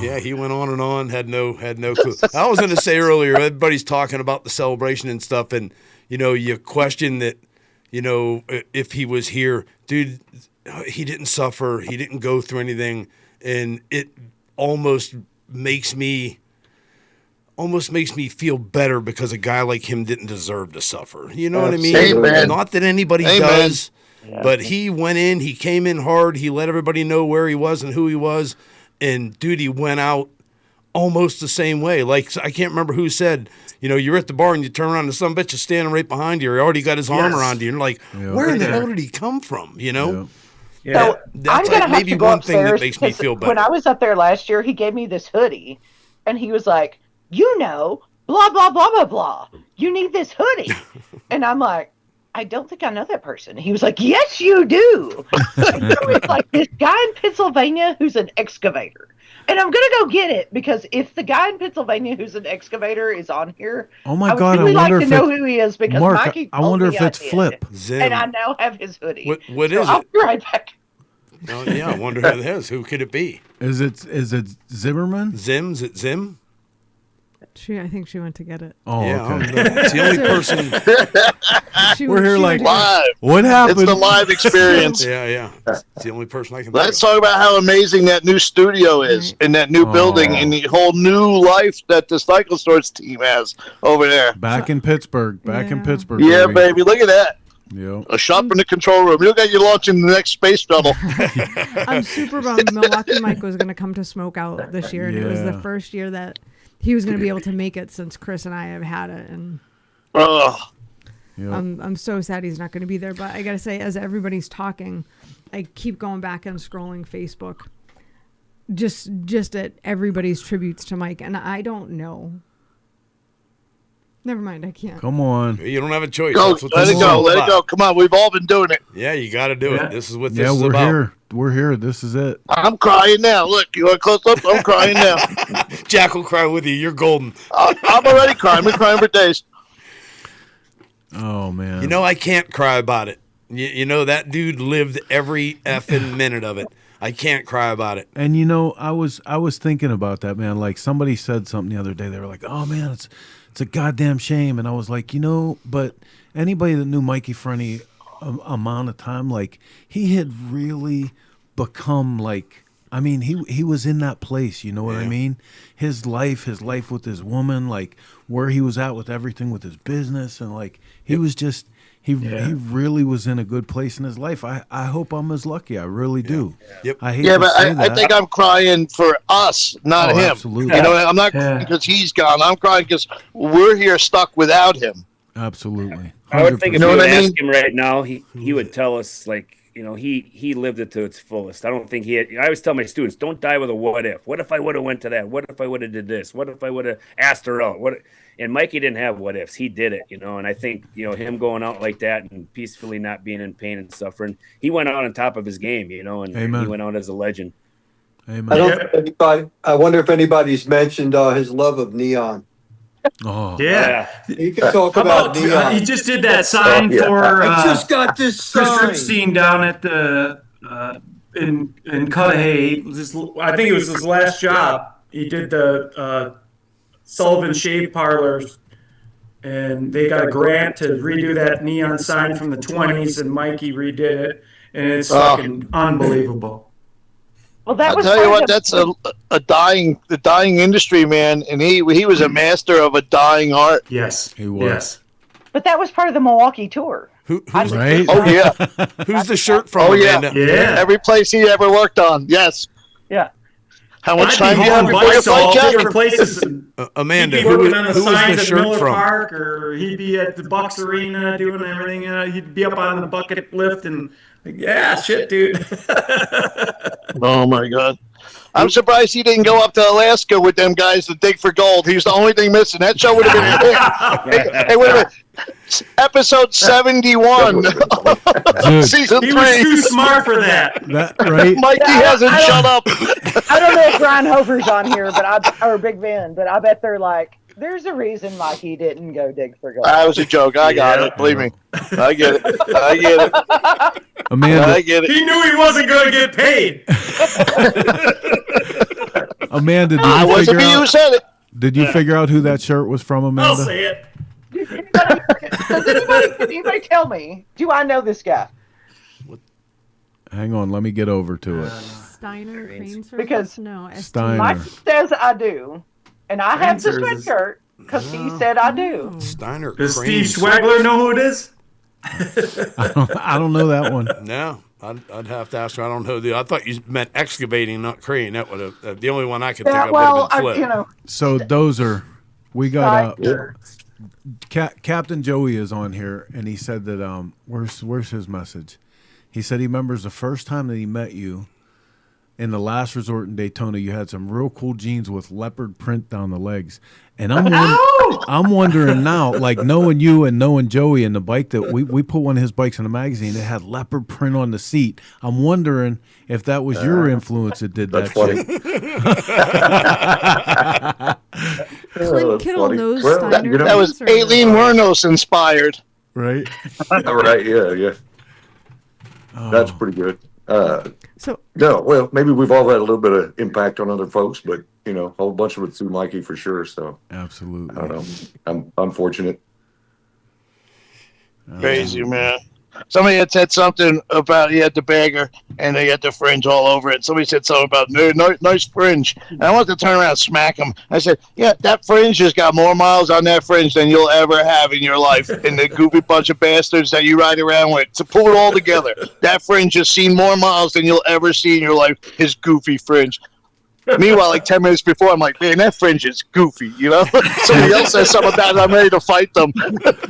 So I said he's the only person who could have carried that off. Oh, God, yeah. Not look like some Yeah. weirdo Him and John Bon Jovi, of where course. I'm from, So He could have pulled off I remember white giving print. him shit about it. He had a street sweeper. So listen, Fingers is on here, and he said the guy with the hoodie that you have, Amanda, is Pinball. John Steiner. I know Pinball. Yeah, John Steiner. All right. So do I heard know that name in a pinball? long Is the time. question because You Mikey swore I did. You and do made now. me take this Right? You do Everybody now. knows this pinball. sweatshirt back from Milwaukee in my carry-on because I was up there for work. So, pinball. My last gift from Mikey. So good. Well, give it to Scotty. He's known not to travel with any kind of fucking Right? warm clothes or jackets. That's probably Scotty leaves his shit at my house. I had an IBW T-shirt for years before I figured out who it belonged to. Do you, Amanda? Do you remember that when we did Shady Mayhem? I literally threw like all my clothes away that I No, was you carrying. didn't. You left them in the floor, and I washed them and wondered. If And they- then the next if year I they came belonged to back. Yeah, for I like know. 2 years. Yeah, like there's probably still one packed away somewhere. I don't know. I was like, this is gigantic. Who's the union electrician? Because we knew each other, but we didn't know each other's names or jobs. Well, do you know But what we that were was all the best best? friends. That's the what's great? picture When we you should went put to, up is that Southern Shady Mayhem Exposure, picture. When we did Southern, where Southern, do I Southern get that? Who has the Exposure, Shady Mayhem? and picture? everybody went to the hotel room that night to sleep. It was so funny. Everybody had nicknames, and the next morning nobody knew who anybody was. So we had to wait for everybody to wake up. Well, you remember Tin Man's Yeah. flight Yeah, when well, I had to book Ray his Ray could flight talk about why in Tin Mikey's Man, kitchen.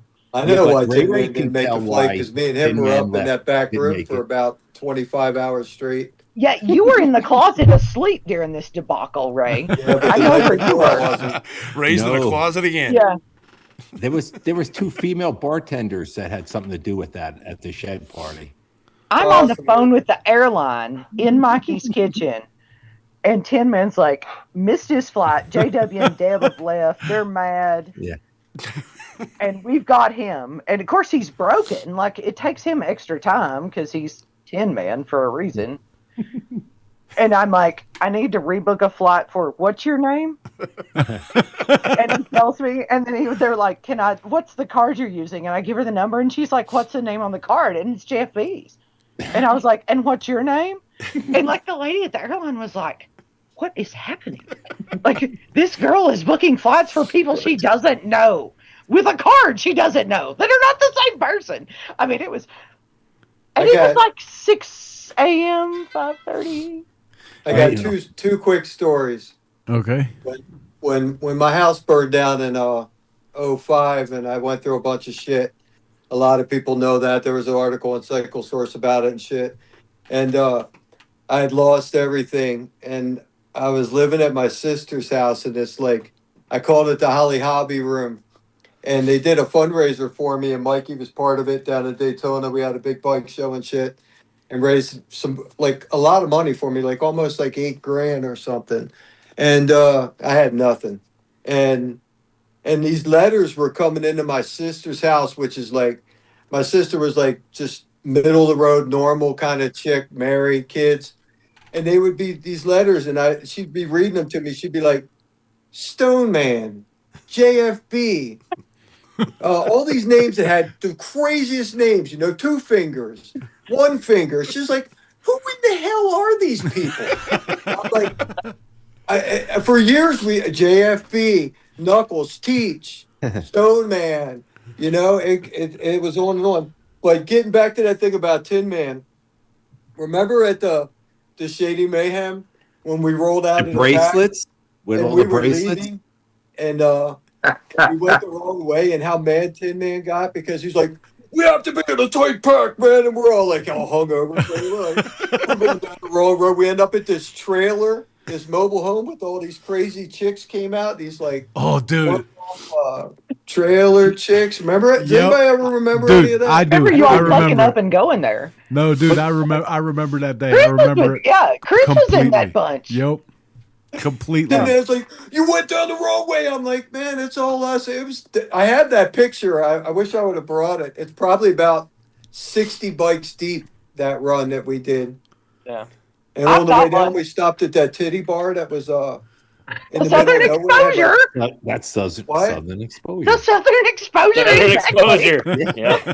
For those of you from Dennis Dennis Kirk, those of you listening from Dennis Kirk, they just stopped for the $1 lunch special. They just stopped for the $1 lunch special. No shenanigans. In and out, grilled cheese, and out the door.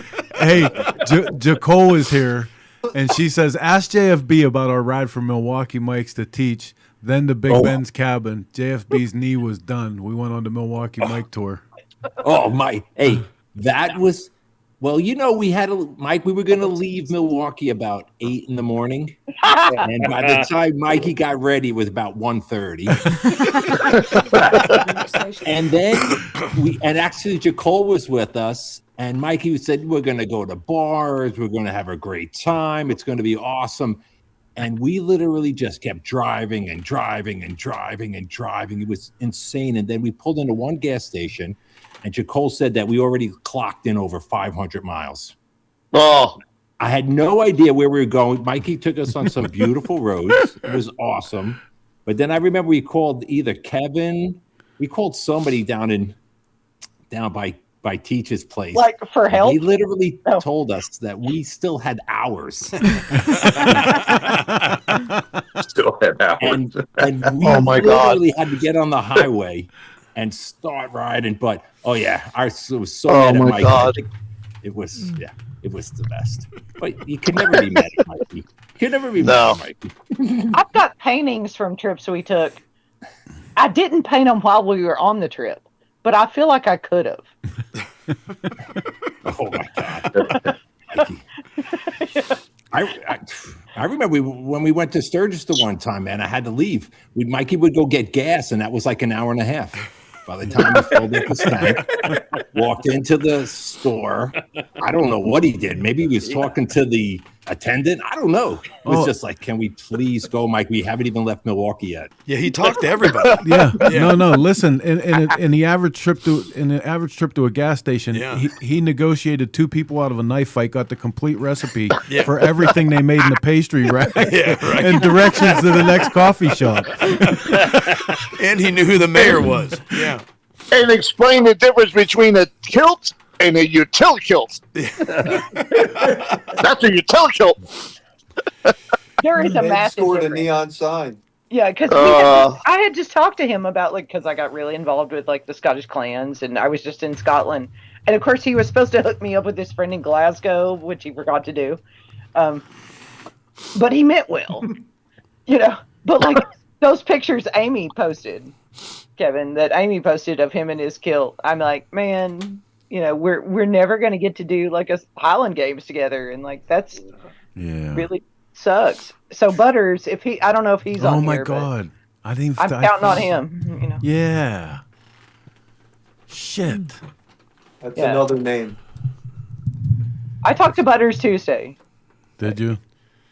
But he's working weird hours, so he could be driving a truck right now. XAM Biker says he's never seen you this quiet either, Randy.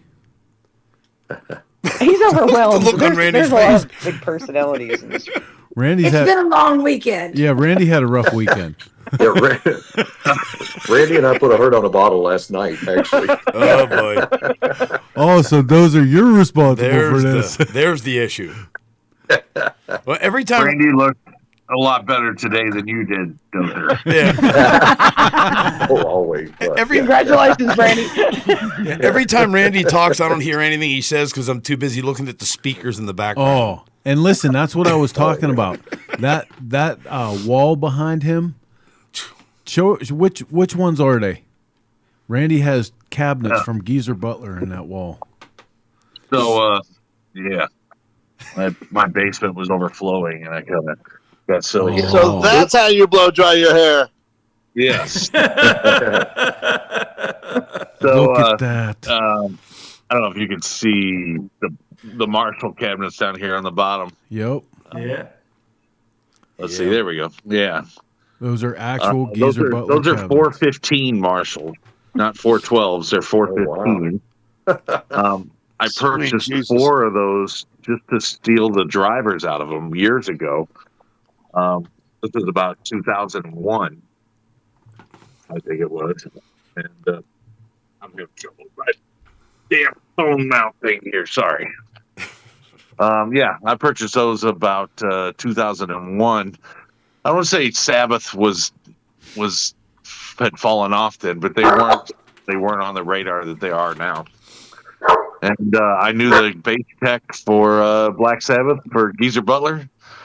And I hit him up looking for some speakers. He said, I got these, so I happened to purchase them at the time for next to nothing. And yeah, they've been sitting here in my house ever since. Super cool. Yeah, this is what happens when you have too many speakers in your house. It's great though. It's art. Randall, Right. as good as you are with sound, you need some help on the visuals. I only have one piece of Milwaukee Mike related technology, and this is a light up ice cube that does things that when we went to Foundation we got. And the video, I don't know if you all saw the video I posted, but it was like me and Mikey being amazed at the color change ice cube. Like, because that was Mikey. Like, the little things really mattered, right? Like, Hey, the first time I ever seen a light up toilet was at Mikey's house. Right? When he was bathroom, there was light starts going crazy when I was peeing. I was like, what the? we communicated over this light bulb, this ice cube for a long time. You know, He was a sign guy, right? yeah. Like, he's got a PBR sign of mine still. You know, I bought this big sign, like all these letters off the Lynn Garden Hardware at home, and Mikey's like, "Bring them up here, we'll fix them." I'm like, You've had my PBR sign for like 6 years. Like, really. That is hilarious. I'm just going to because paint them and hope for the best. Like a spotlight will probably work. Because That's Mikey, I've met hilarious you. because he's got a PBR sign and a Miller High Life sign of mine. Yeah. He's had for like 6 years. Yeah, I'm like, poor Sarah. Like, she doesn't know what any. None of this actually belongs to him. I think we actually saw those hanging at his shop when we were there for Mama Tried, didn't we? Yeah. No, I'm just kidding. That's funny. Yeah. No, and you know what, man? Like that was, I got to tell you guys, that was one of the beautiful last memories that we got from Mike. We went back to Mama Tried this year after years and years of not going, and Chris Cruz is here. So right on. Cruzy, what's up, man? But you know, in Mike fashion, he found out we were coming. He calls me up. He goes, "So you guys got to stay at my house?" And we're like, "Nah, listen, you got 1,000 people that come into town. Like, we'll just get a hotel room." And he goes, "Nope, absolutely not. You have to stay at the house." So we stayed at the house. And then he calls us back and he's like, "I got these 2 guys. They're going to help work your booth." And I'm like, "Okay." And he said, they got some art they're going to put up in your booth too. They but just need a little space. They just need a little space on the side.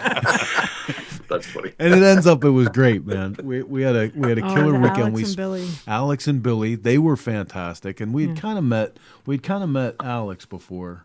Yeah, we had met them actually at Cycle Showcase. Yep. But had a great weekend, and we really got to spend time with Mike. So even as he got to the end, like he found a way to, you know, keep giving to all of us. Like he put us all together there, you know. Mm-hmm. Well, Chris, you'll remember at Limp Nicky Lot in Daytona, the year I met Tim. Like, I ended up, like, working in the Nash booth with Mitch and Tom. That's when I met Mitch and Tom. And I just went over there. Mikey was like, "They probably need help, Amanda." You know? And I think I sat there the whole time, you know. And, which made them happy because I'm sure they wanted to go do something else. Right. Well, I don't think they did. I think we just sat there. Like, we just had a great time sitting there. But, like, it was your lot. Yeah, like, well, back then the party was the lot, so that I worked out bet well. Yeah. It was. See your cousin Greg saying cookies. So Cruzy says, he said, "Jesus, we had a blast telling Milwaukee talkie stories tonight at Bill's shop." Mm. And he has he's telling Joe he has drugs. So Joe,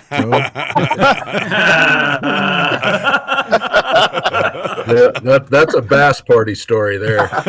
Yeah. I've been kind of sitting back listening to all these stories, and I actually met Mike through Kevin, one of the OG Bass Garage parties before the Donnie Smith show was when I met Mike, and like everybody, you know, it's instant, you know, you're friends for life, and he definitely became my go-to when I knew I was going to be in Milwaukee for something, you know, crashing at his place. There was never any question.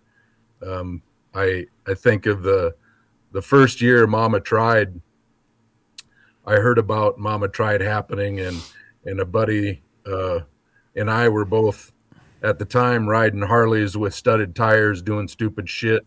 I had my FXR riding it in the winter with studded knobby tires, and we were like, "Hey, I hear about this show happening in Milwaukee called Mama Tried, and they're going to do some ice races on Sunday. We should haul our bikes up to Milwaukee, meet up, and go ice racing." And I showed up at the venue, had been texting Mike, and he's like, "Yeah, here's where we're at. It's a warehouse. I'll drop a pin. You can come find us," type thing. And I show up. I got the FXR in the back of my truck with studded knobby tires. Only reason I brought it with me was to go ice racing on Sunday. Well, before you know it, my FXR is in Mama Tried, you know, just because I showed up with a motorcycle. And that's because Mikey was like, "Hey, you need to meet Warren." And then Warren comes over and said, "Hey, check out Joe's FXR. It's got studded knobbies on it." The next thing you know, "Hey, you want it in the show?" I'm like, "Fuck yeah." I need a place to stick it until Sunday anyway, you know. I was just going to leave it in the back of the truck. So that, yeah. Kevin, you connect dots the same way Mike does. But yeah, Mike was definitely one that connected dots. He was my mentor, you know. It's like, you learned well. Yeah. And I've been thinking of a couple of my really fond times with Mike, and I think of the same FXR with it when I was riding it and just kind of falling in love with motorcycles again. It was a month after Rally.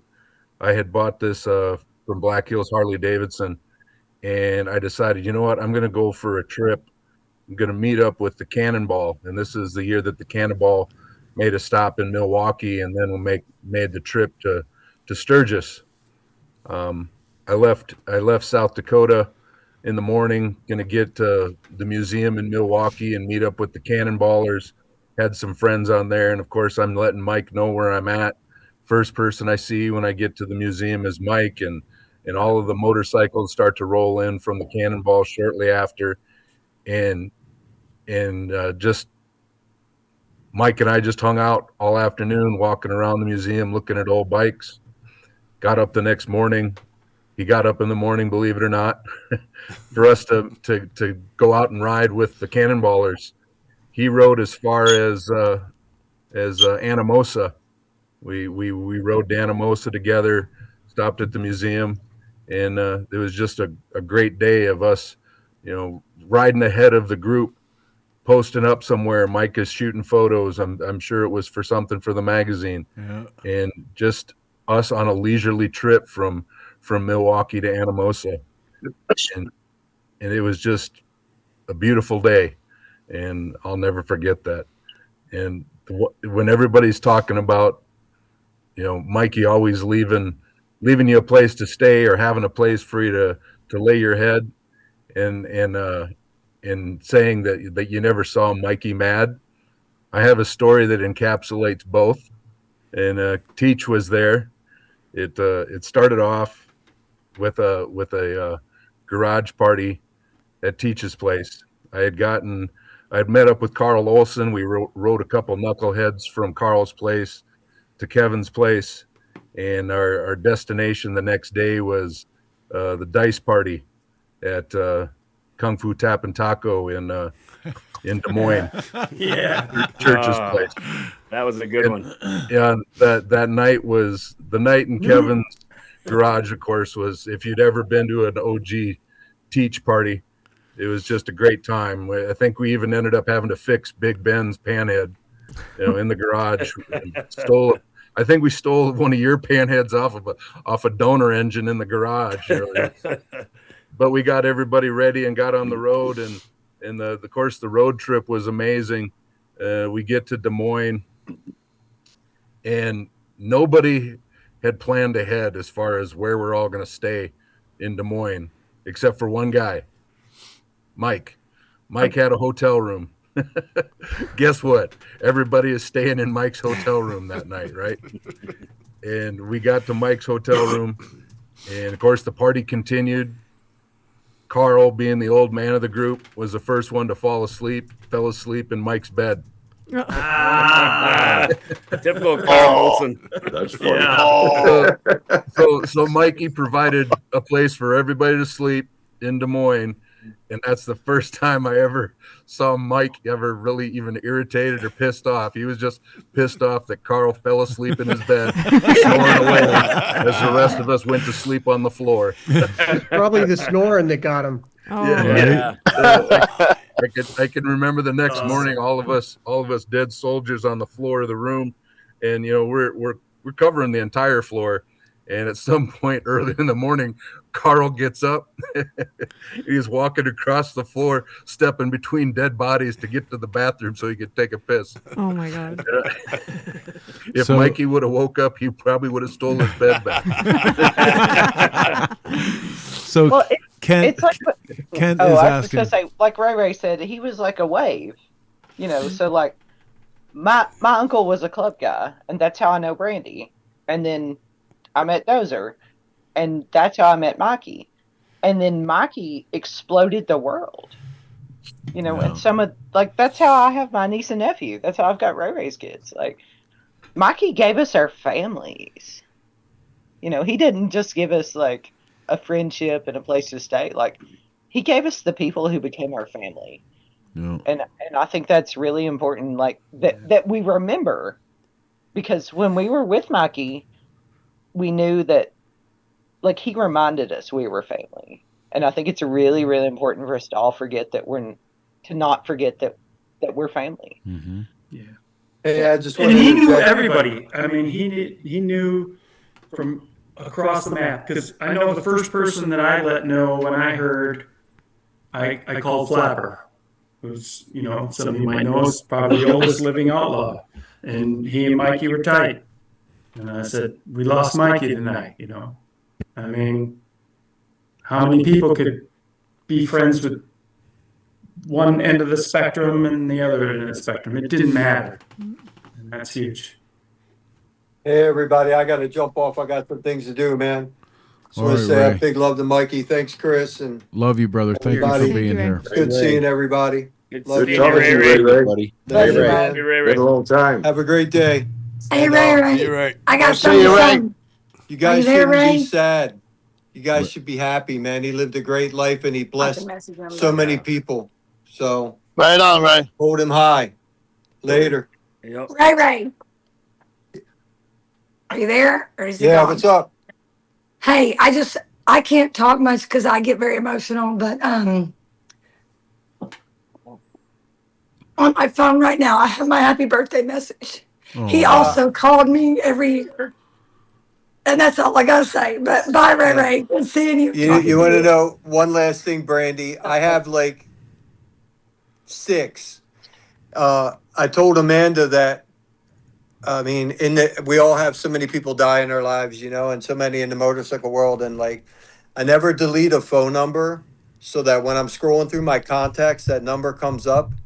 And I only delete my voicemails from my friends like once every 8 months. And I probably have like 10 friends or brothers or sisters on my email, on my voicemail. And I have at least 6 from Mikey, and Amanda and I were sharing them. Because I sometimes I'll go back and I'll just listen to the voice, or and somebody was saying something about Mikey's voice messages. They're just as long. It's like a whole conversation. There's nobody even there.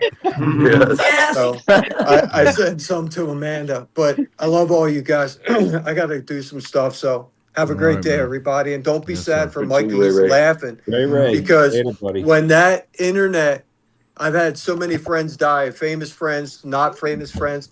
And when that boy died, the internet crashed. I mean, Yeah. like, I was seeing so many different people that I'd never met before in these pictures. And it was just like, and I know he was just smiling and belly laughing. And he knows that he made an impact on all these people. So hold him close and hold him up, palm up, like somebody said. Yeah. I got to go. Peace. Later on, Ray. Adios, See ya. brother. Hey guys, Thanks a listen, real quick. Kent West is asking us to take one moment of silence, and we'll all observe our own little prayer for Mikey. So let's give that up for a second for Kent.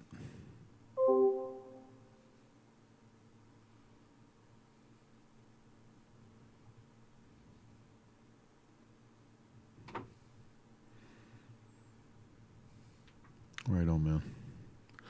Well, I appreciate you guys being here with us tonight and doing this. I know everybody's got so much going on all the time, but I felt like this was, and you guys all backed it up for sure, but I felt like this was an important thing for us to do, to just take a minute and remember that these lives that we lead that are extraordinary. Everybody in on this screen right now, I know all you guys all have extraordinary lives. They were absolutely made better because of this man. Oh, yeah. Thank you, Chris. Thank you for doing this. Yes. Is there gonna be anything We're exclusive, so you think, scattered. or- I think this has really it's not made it easier, but it's made it like a shared experience, which is really important. Absolutely. What I love about this is I feel like it's just starting a new chapter, and we're gonna sit around bonfires at all the upcoming events, and just it's gonna be talk about Mikey time, and I'm gonna love it, man. It's gonna be fun to hear more stories. Oh, God, yeah. I'll challenge everybody, like as you go to vintage stores or antique stores, like I vote we buy as much fringe as possible. And every time we're together, like there's like a fringe trophy maybe that gets passed around. Oh my god. On who can wear Hey, the most listen, fringe. I don't want to hear any bullshit this year in Sturgis when I break out my fucking fringe Hawaiian shirt. You know what I'm saying? I think you should get the turquoise trophy. He yells at the beautiful turquoise. No one could wear turquoise like he did. No, we have two trophies. A pink trophy and a turquoise trophy. If they only made turquoise fringe. I think Dump Truck has a fringe thong that he wears, tuxedo. Of course he does. What do you mean you think? Of course he does. Nobody in 7 wants to see colors. that. In 7 colors. He's gay too. Remember the 15th anniversary? We did the little tour, and we were at Bobby's in Brooklyn, and we were there for 2 days. I never, in my greatest memory that I'll ever remember, Mike, it wasn't even, I guess we were there because it was motorcycle related, but I flew in, and I had, Diane wanted me to have a good experience, so she rented me that brand new Chrysler 300 or whatever the hell it was, remember? And I ended up putting a big giant orange Harley wings on this. I got paid for that. I had to pay for that. The sticker on the back. But I drove Mike around New York City in the rental car. Dude, he was terrified like no person I'd ever seen. And he loved movies. He goes, the only way I could describe it is planes, trains, and automobiles when he's driving between the tractor trailers and he looks over and it's the devil driving. He's like, you're the devil. How do they know what way we're going? He's riding with Bobby through New York City, which I have done. Oh, my also. God. Yeah. Bobby's like, you want to go on a tour? Hey, listen. Oh, and God. Jack, You sure ain't going to be the same, man. Jack, there were so many other stories from that week that we can't talk about. Dude, I sat here this entire time thinking, do I say anything at all? Do I just go out on the place had no blinds? I could just leave. There was just no blinds. I never saw a naked gay gym before. Hey, but Mikey knew where there was one. Yeah. Do you know what we never did? And Kevin, you might be the only one who remembers this. JFB, you might. So Don Wood made a shirt. Chris, you will probably because it was PMR. Yeah. Don Wood made a shirt. I am Don Wood. Yeah, he is. No one else is. Listen, just real quick, I would like to apologize for anything that's coming up here right now. Like whatever part I had in it, I just want to say that off the bat. I think Jack shit wants to talk. Jack shit wants to talk. Not me. I got nothing to say on the topic. No, so nothing here. No, Chris would have been an innocent bystander, but we were like, well, that's dumb. What does he do? So we were like, we can all make our own shirts. That's what we should do. So Willard was going to make a Willard shirt, and I was going to wear it, and I was going to make an Amanda shirt, and Mikey was going to wear it, and we were going to have all these, we were each going to only make one and give it to one other one, and we were all going to have our own shirts because obviously we were all really important. I'm gonna wear the I'm not Don Wood shirt. Yeah. So that's what we should do. We should all make our own shirts and then make a bunch of weird Mikey shirts and just throw them in the mix randomly. Yeah. A bunch of people followed that, and it didn't work for them either. Just saying, So, hey, you know what the greatest thing is? Just as you're telling that story, I can hear Mikey sitting there going, "So what's Don Wood have a shirt for? That's stupid. That's stupid. What he Willard, do? that was really bad. That's stupid. Oh my God. Willard's always mad. Just remember Mikey putting his big bare hand on my shoulder on that topic and saying, Jack, is he really worth another breath? Another thought. Is he really worth another breath? I don't think so. Come on, let's go. Come on, Jackie boy. Just the way he said Jackie. Listen, oh, that was very cool. Cruzy. Oh my God, he was the best, man. He was the peacemaker, the negotiator. Cruzy said, "Make shirts." I never got to see this side from. Wait, Cruzy said, "Make shirts, then put cinnamon sticks in some Everclear and call it moonshine." Just so y'all know, I have his beer brat recipe. I have the text message correct way to do beer brats. if anybody wants to do them, because that's the only way I do rear broads is the way I Mikey do. did them for the shed. I want that. You got to post that on social media. Yep. I want will that. do it, and it will be like a copy of the text message from him.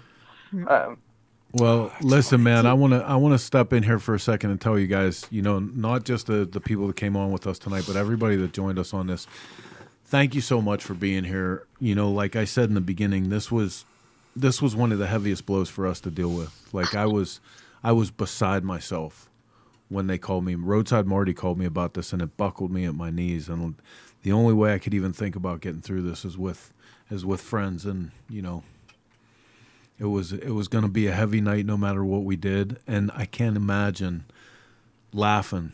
When I thought about driving home from TMMR and getting here in enough time to get set up and do this, I couldn't imagine spending my night laughing. And I appreciate this so much, every one of you. I do. When Heather texted me earlier today, I was really worried. And like, Heather, thank you. You lightened the mood early, you really did, because like Mikey wouldn't want us to be crying. No. Like his Scottish soul might enjoy a good wake. Yep. And some whiskey and some crying. So like we might have to do that at a later point. Yeah. But Heather, we said it was going to be chaotic. Oh, yeah. And I think it has been. Yeah, for sure. Well, and we do want to put that up too. I put the link up before for everybody that's watching on all the different social media channels that we have this out there. But I'm going to go to the page real quick because Teach was nice enough to pass this along to me. And this is at good. Access.com. I was just going to ask if you had it. Yeah. All of the information is there. They're planning apparently a celebration of life at a later date. We'll keep everybody abreast of that, but they're asking for donations in lieu of flowers. The information is there for that. And anybody that doesn't get this tonight, for sure reach out to us and we'll be happy to pass it along again. There's my bike. Rosie the River there. Chris, Michael had a great suggestion. Maybe this year our ride in Sturgis. Yep. So June 26th, 27th weekend, talking about losing good people, we lost Bill Rodriguez, who was another legend. And, Mikey obviously had his new shop, his new little mini shed right attached behind those guys. And Carlos is putting together a ride in honor of Bill up to their lake, the river place. And obviously now he's adding in, it's going to be the tribute ride to Bill and Milwaukee Mike. So June 26th, 27th, we'll meet at the shed down there at the shop and head up to the little river place that Bill had, and Milwaukee would go there a lot. And it'll be a celebration. It'll be a ride. It'll be tears. It'll be fun. It'll be sharing stories. And, if anybody can make it, man, that'd be awesome. And if not, just know that, we're going to be carrying these guys' stories and their legacy forever, and they're never going to be forgotten. Yep. Yeah, and everybody, please remember Sarah and Taylor, and Mikey's brother and sister and his mom. Like, we can get really wrapped up in our lives with Mikey, but he had lives outside of us. Oh, and he loved them so much. How dare he? I know. He loved them But he so always much. invited us into him. I mean, Kevin, I'm sure you have. I've stayed with his parents in La Crosse. Oh, me too. Me too. So like Mikey's family was your family. It was. Yeah, that was the trip up to M&P's. Yeah. It was the best. after the Knuckle Shuffle, actually, when we went to La Crosse and stayed with Mikey's mom and dad. Yeah. Edric. I'll tell you, anyone that didn't know Mike and listened to this show tonight is going to be really wishing they knew him. Right. Oh, yeah. Right on. Well, Right on. Michael, that's a great point. I got a lot of that on social media. Just people that we're friends with through the algorithm or whatever saw all of the stuff that we were sharing, and I had people reaching out to me and saying, "Wow, I wish I would have met this Mike guy." I had a customer in my shop that we were looking at chopping his frame and doing a D-rake, and he was like, "Man, I've been seeing a lot about your friend Mike. I really wish I would have met that guy." So yeah, as Ray said, his ripple is still rippling. It's still out there. That's for sure. Well, and you know what, man? Oh, he broke the web, man. He broke the web. You know what I want to say about that for a second is when Ray was talking about that, like if somebody's really lucky in this life, they get to be the stone that makes one of those ripples, right? Mikey was the water. Yep, that's true. Okay, so my cousin texted me, and he grew up in Northern Illinois, and he was like, Kevin Jump, do you know him? And I was like, yeah. I was like, I don't know if he knows me, because by the time I got to the shed, at that point, like, he was probably hammered, but yes. And he was like, I'm really sorry about your friend. Like, Kevin was my 40-year-old apprentice, because my cousin's a lineman, and he lives up near Madison now. But, like, the thing is, like, those little ties to Mikey, like, they come back to my first cousin. Yeah. And we didn't even know. Like, Mikey made the world a very small place. Yeah. Well said. So I think Debbie Holmes nailed what Mike's shirt needs to be. Yeah, Deb's here with us, so I assume Deb and Reed. Yeah. Yep. Just be like Mike. Yeah. Be like Mike. Yeah, no shit. Be like Mike. I wouldn't know Deb and Mike. I wouldn't know Deb and Reed without Mike. Yep. No, and Brandy said that best too about being positive. Like Mike, it didn't matter. I would take, and you figure after a bunch of years I would just stop doing it, but I would take a bitch session to Mike, and he was so good at diffusing shit. He would just make it like, stop it, you're being silly. Yeah. And he would just be goofy, like, what are you even mad about? That's dumb. Yeah. I watched a documentary about that just this Thursday. Let me tell you what it said. Just watched a documentary on that. Let me tell you. So there's this guy, see? lots of details. That's God. Thank God we got Jack on here tonight. He's bringing us all fucking down to the ground, man. We love you, buddy. Thank you, sir. I got to tell you, man, when we started this, like, sitting here uncomfortable and heavy chested, and as we're wrapping this up, like, I feel 50 pounds lighter off my shoulders. You know what I mean? Yes. Like, it's just, Yep. it's I'm running out of tears for all these people we lose. And then, like, the weight of this one, man, just, heavy. There. So sharing this with you guys it kind of for a minute brought me back to when we had to do the COVID live. Remember, dude? Yeah. And we had to all do the same thing and entertain everybody because we couldn't be together. Mikey was the live COVID. Mikey was the real life COVID. He was live COVID. Someone just said that. He was live COVID. Someone just said this. Mikey brought us all together. Chris Cruz said that Mike was the motorcycle algorithm before algorithm was a thing. Yes. Yes. You know what's funny? Look, the social media shit, when it would blow up, people would send you'd meet 1 million people, and you would see a friend request. First thing you do is this a real person? Okay. What mutual people do they have? Milwaukee Mike. Okay, they'll prove them. Turns out every person that ever sent me things was like one mutual person in common: Milwaukee Mike. Whether it was a nurse from Kentucky, a dollar store worker in Virginia, one person in common: Milwaukee Mike. Oh my God. They was authority. If anybody said two people. My mutual friends were Milwaukee Mike, Jack Shit, and Beaner, I declined. Wow, we're blowing up. The past is rearing its head. Look at Mikey bringing us. This is a therapy session tonight. No, I was just like, those are the people everybody knows. Like, if they know Teach, they might be a real person. Hey, oh shit! Thanks, Amanda. I've always been here for you, Kevin. Yeah, you're not cool unless you have Teach and Mike, Milwaukee Mike's phone number in your phone. Yeah.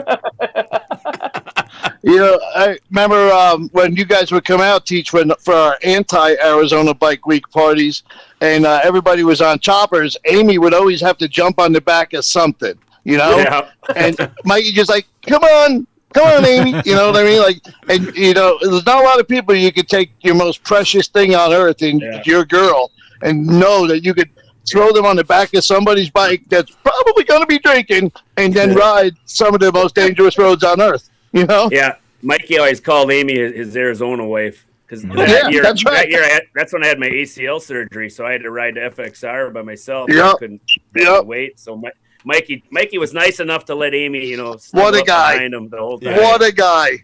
Yeah. He's always there for you. Yeah, that was a good trip. Hey, come to think of it, he did me that same solo. Go to Daytona with Mikey. Oh, this fucking. I was like, Mikey was still skinny back then, right? So I had been dating this bigger guy, and I was like, damn, I can get all my arms all the way around you. And then like a few years later, I was like, wow. Yeah. Anyway, but we had the absolute best time. We went to Nakoa's wedding reception. We went to Rockingham. I think that was Mikey's only trip to Rockingham. We spent a couple nights on Topsail Island. We stopped in Savannah for my 30th birthday. We stayed with Joey and Tony in Daytona. Then he introduced me to my ex-husband, and shit went sideways. But, it was just like, you could go anywhere with Mikey. I don't care where you were, if you knew anybody, and you were going to have the best trip ever. So I'm getting some instruction from Cruzy here. Oh boy! Yeah, we have to wait till Redenzel comes back on screen. I don't know where he may or may not have pants. We hear. Yeah, Bill Cruzy wants to know if you have pants on or if you just left the room to put them on because you saw his comment. Oh shit! I think we lost him totally. Oh, he's back. Belize is forgiving apparently tonight. Yeah. So while you were gone, Cruzy brought up the fact that you might not actually have pants on, Bill. No, I do. I just had to run to the bathroom. I've had a few cocktails. Cruzy. I rarely wear underwear. I was gonna throw me But when under I the do- bus, that fucking Chris. Oh, listen, Bill, man. you're special if he's thinking about you with no pants on. Yeah, That's a right? different brother Yeah. there. It's like a proof of life. It's like a proof of life in a kidnapping. Let me see you got one life. Blaze on. Yeah, he moved all the way to Belize. Never thought I'd have to put up with this shit anymore. So listen, I want to expound on what Michael said and kind of closing with this is what Michael and what we were all talking about. Don't wait. Don't wait. Make sure you tell the people that you care about. We're pretty good about this in the motorcycle thing, man, because we have a keen awareness of that next ride might be the last one, but don't wait. Don't wait to tell somebody that they're a special part of your life. Like all of you guys that are on here tonight, every single one of you are a special part of Mikey's life. You're a special part of our life. Yeah. We're special to each other. It shouldn't be that hard to say that. It shouldn't be that hard to make time, to take time to acknowledge that. Amen. And remember the what ifs. Don't go through life with what ifs, man. I got a few what ifs I got to get rid of. Randy, I'm coming out to see. I'm coming for the show. I want to be there. I just got to figure out what school. But those are some what ifs that I'm gonna seal the deal and get that shit out of my life. I don't need that. I need to get to these places and see all you guys and then experience what Mikey was doing. And he's really made me feel that inner desire now to do a little more. I don't feel like I was doing enough, and I want to be more like Mike. So I'm going to work on that. I love be like Mike. Be like that. Mike. That's what Pork Chop said earlier today. He said, "Be like Mikey." I'm getting Mike's those shirts we made. should all crash Bill's place in Belize together. We're here. Listen, I'd kind of be all for that. Seriously, I did this. I was in that world forever, and I love that world. But, I did my life in chunks, and this is my new chunk. And I did that, and I love all you people. And everybody's like, how can you sell all your shit and do it and go someplace that's crazy? And I did it. Why not? Why not? Why not? Because you got one life, man. Blaze on, right? I did. I love, and I got a motorcycle down here. I'm doing all that. I got my shop down here. But you meet the nicest people on a Honda. You meet the nicest people on a Honda. No, Maloon. They ride Maloons down here. They're Indian bikes. But I tell you what, I ride my Harley, and all the people that are on scooters and little 125s, man, we're all brotherhood down here. It's cool. They love riding motorcycles, and I love riding motorcycles, and we ride in 80-degree weather with palm trees and go fishing, and it's wonderful. Well, right? Cruzy said he has the address. So you got one life, man. Yeah. Somebody put a pin on that location. There you go, man. Placencia, Belize. Oh. All right, Mikey listen. didn't give me shit when I moved to Spain, and I'm sure he didn't give you shit when you moved to Belize. He was happy. No, he was Mikey was always like, I'm coming, you know. And a lot of you guys might know Greg Bowden. He was a good friend of mine, and Greg was like, I'm coming. And I got down here, and a month later, Greg died. And it was it's the hardest thing about being down here is when you lose people up there and you can't be there for their things or their whatever. There ain't no hop, skipping, and jumping from where you are to come see. Yeah, it's really rough because, you know, I mean, I was home last summer. We sold our house and did everything, and now we're here for good. But I want to be there. I want to see Sarah. I want to hug her. I want to hug all you guys. And that's a tough thing that's being here. So who knows? You know, maybe I'll come up. You know, you never know. But everybody's always welcome down here because it's fucking bitching. I bet. Oh my God! Sign me up. What you're doing down there, Bill, and if there's anything that Mike could teach us all, is that life's short. Yep. Yes. Amen. Well, listen, I want to thank you guys again for being here with us. We're gonna let everybody loose on this, but man, and like I said, Hey, Chris, can I interrupt for 1 second before I forget this? It just came to me the whole night. I'm trying to think. How did we meet? Do you know how I met Mikey and Teach and all Richie Pan? Yeah. How's that for a crazy separation to bring it full circle? Yeah. It just clicked. It was Richie Pan that brought us all together.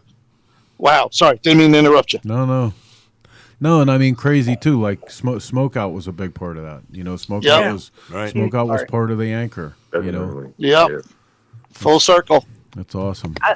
I think I probably met you in Farmington when I met Richie. Woo, Farmington.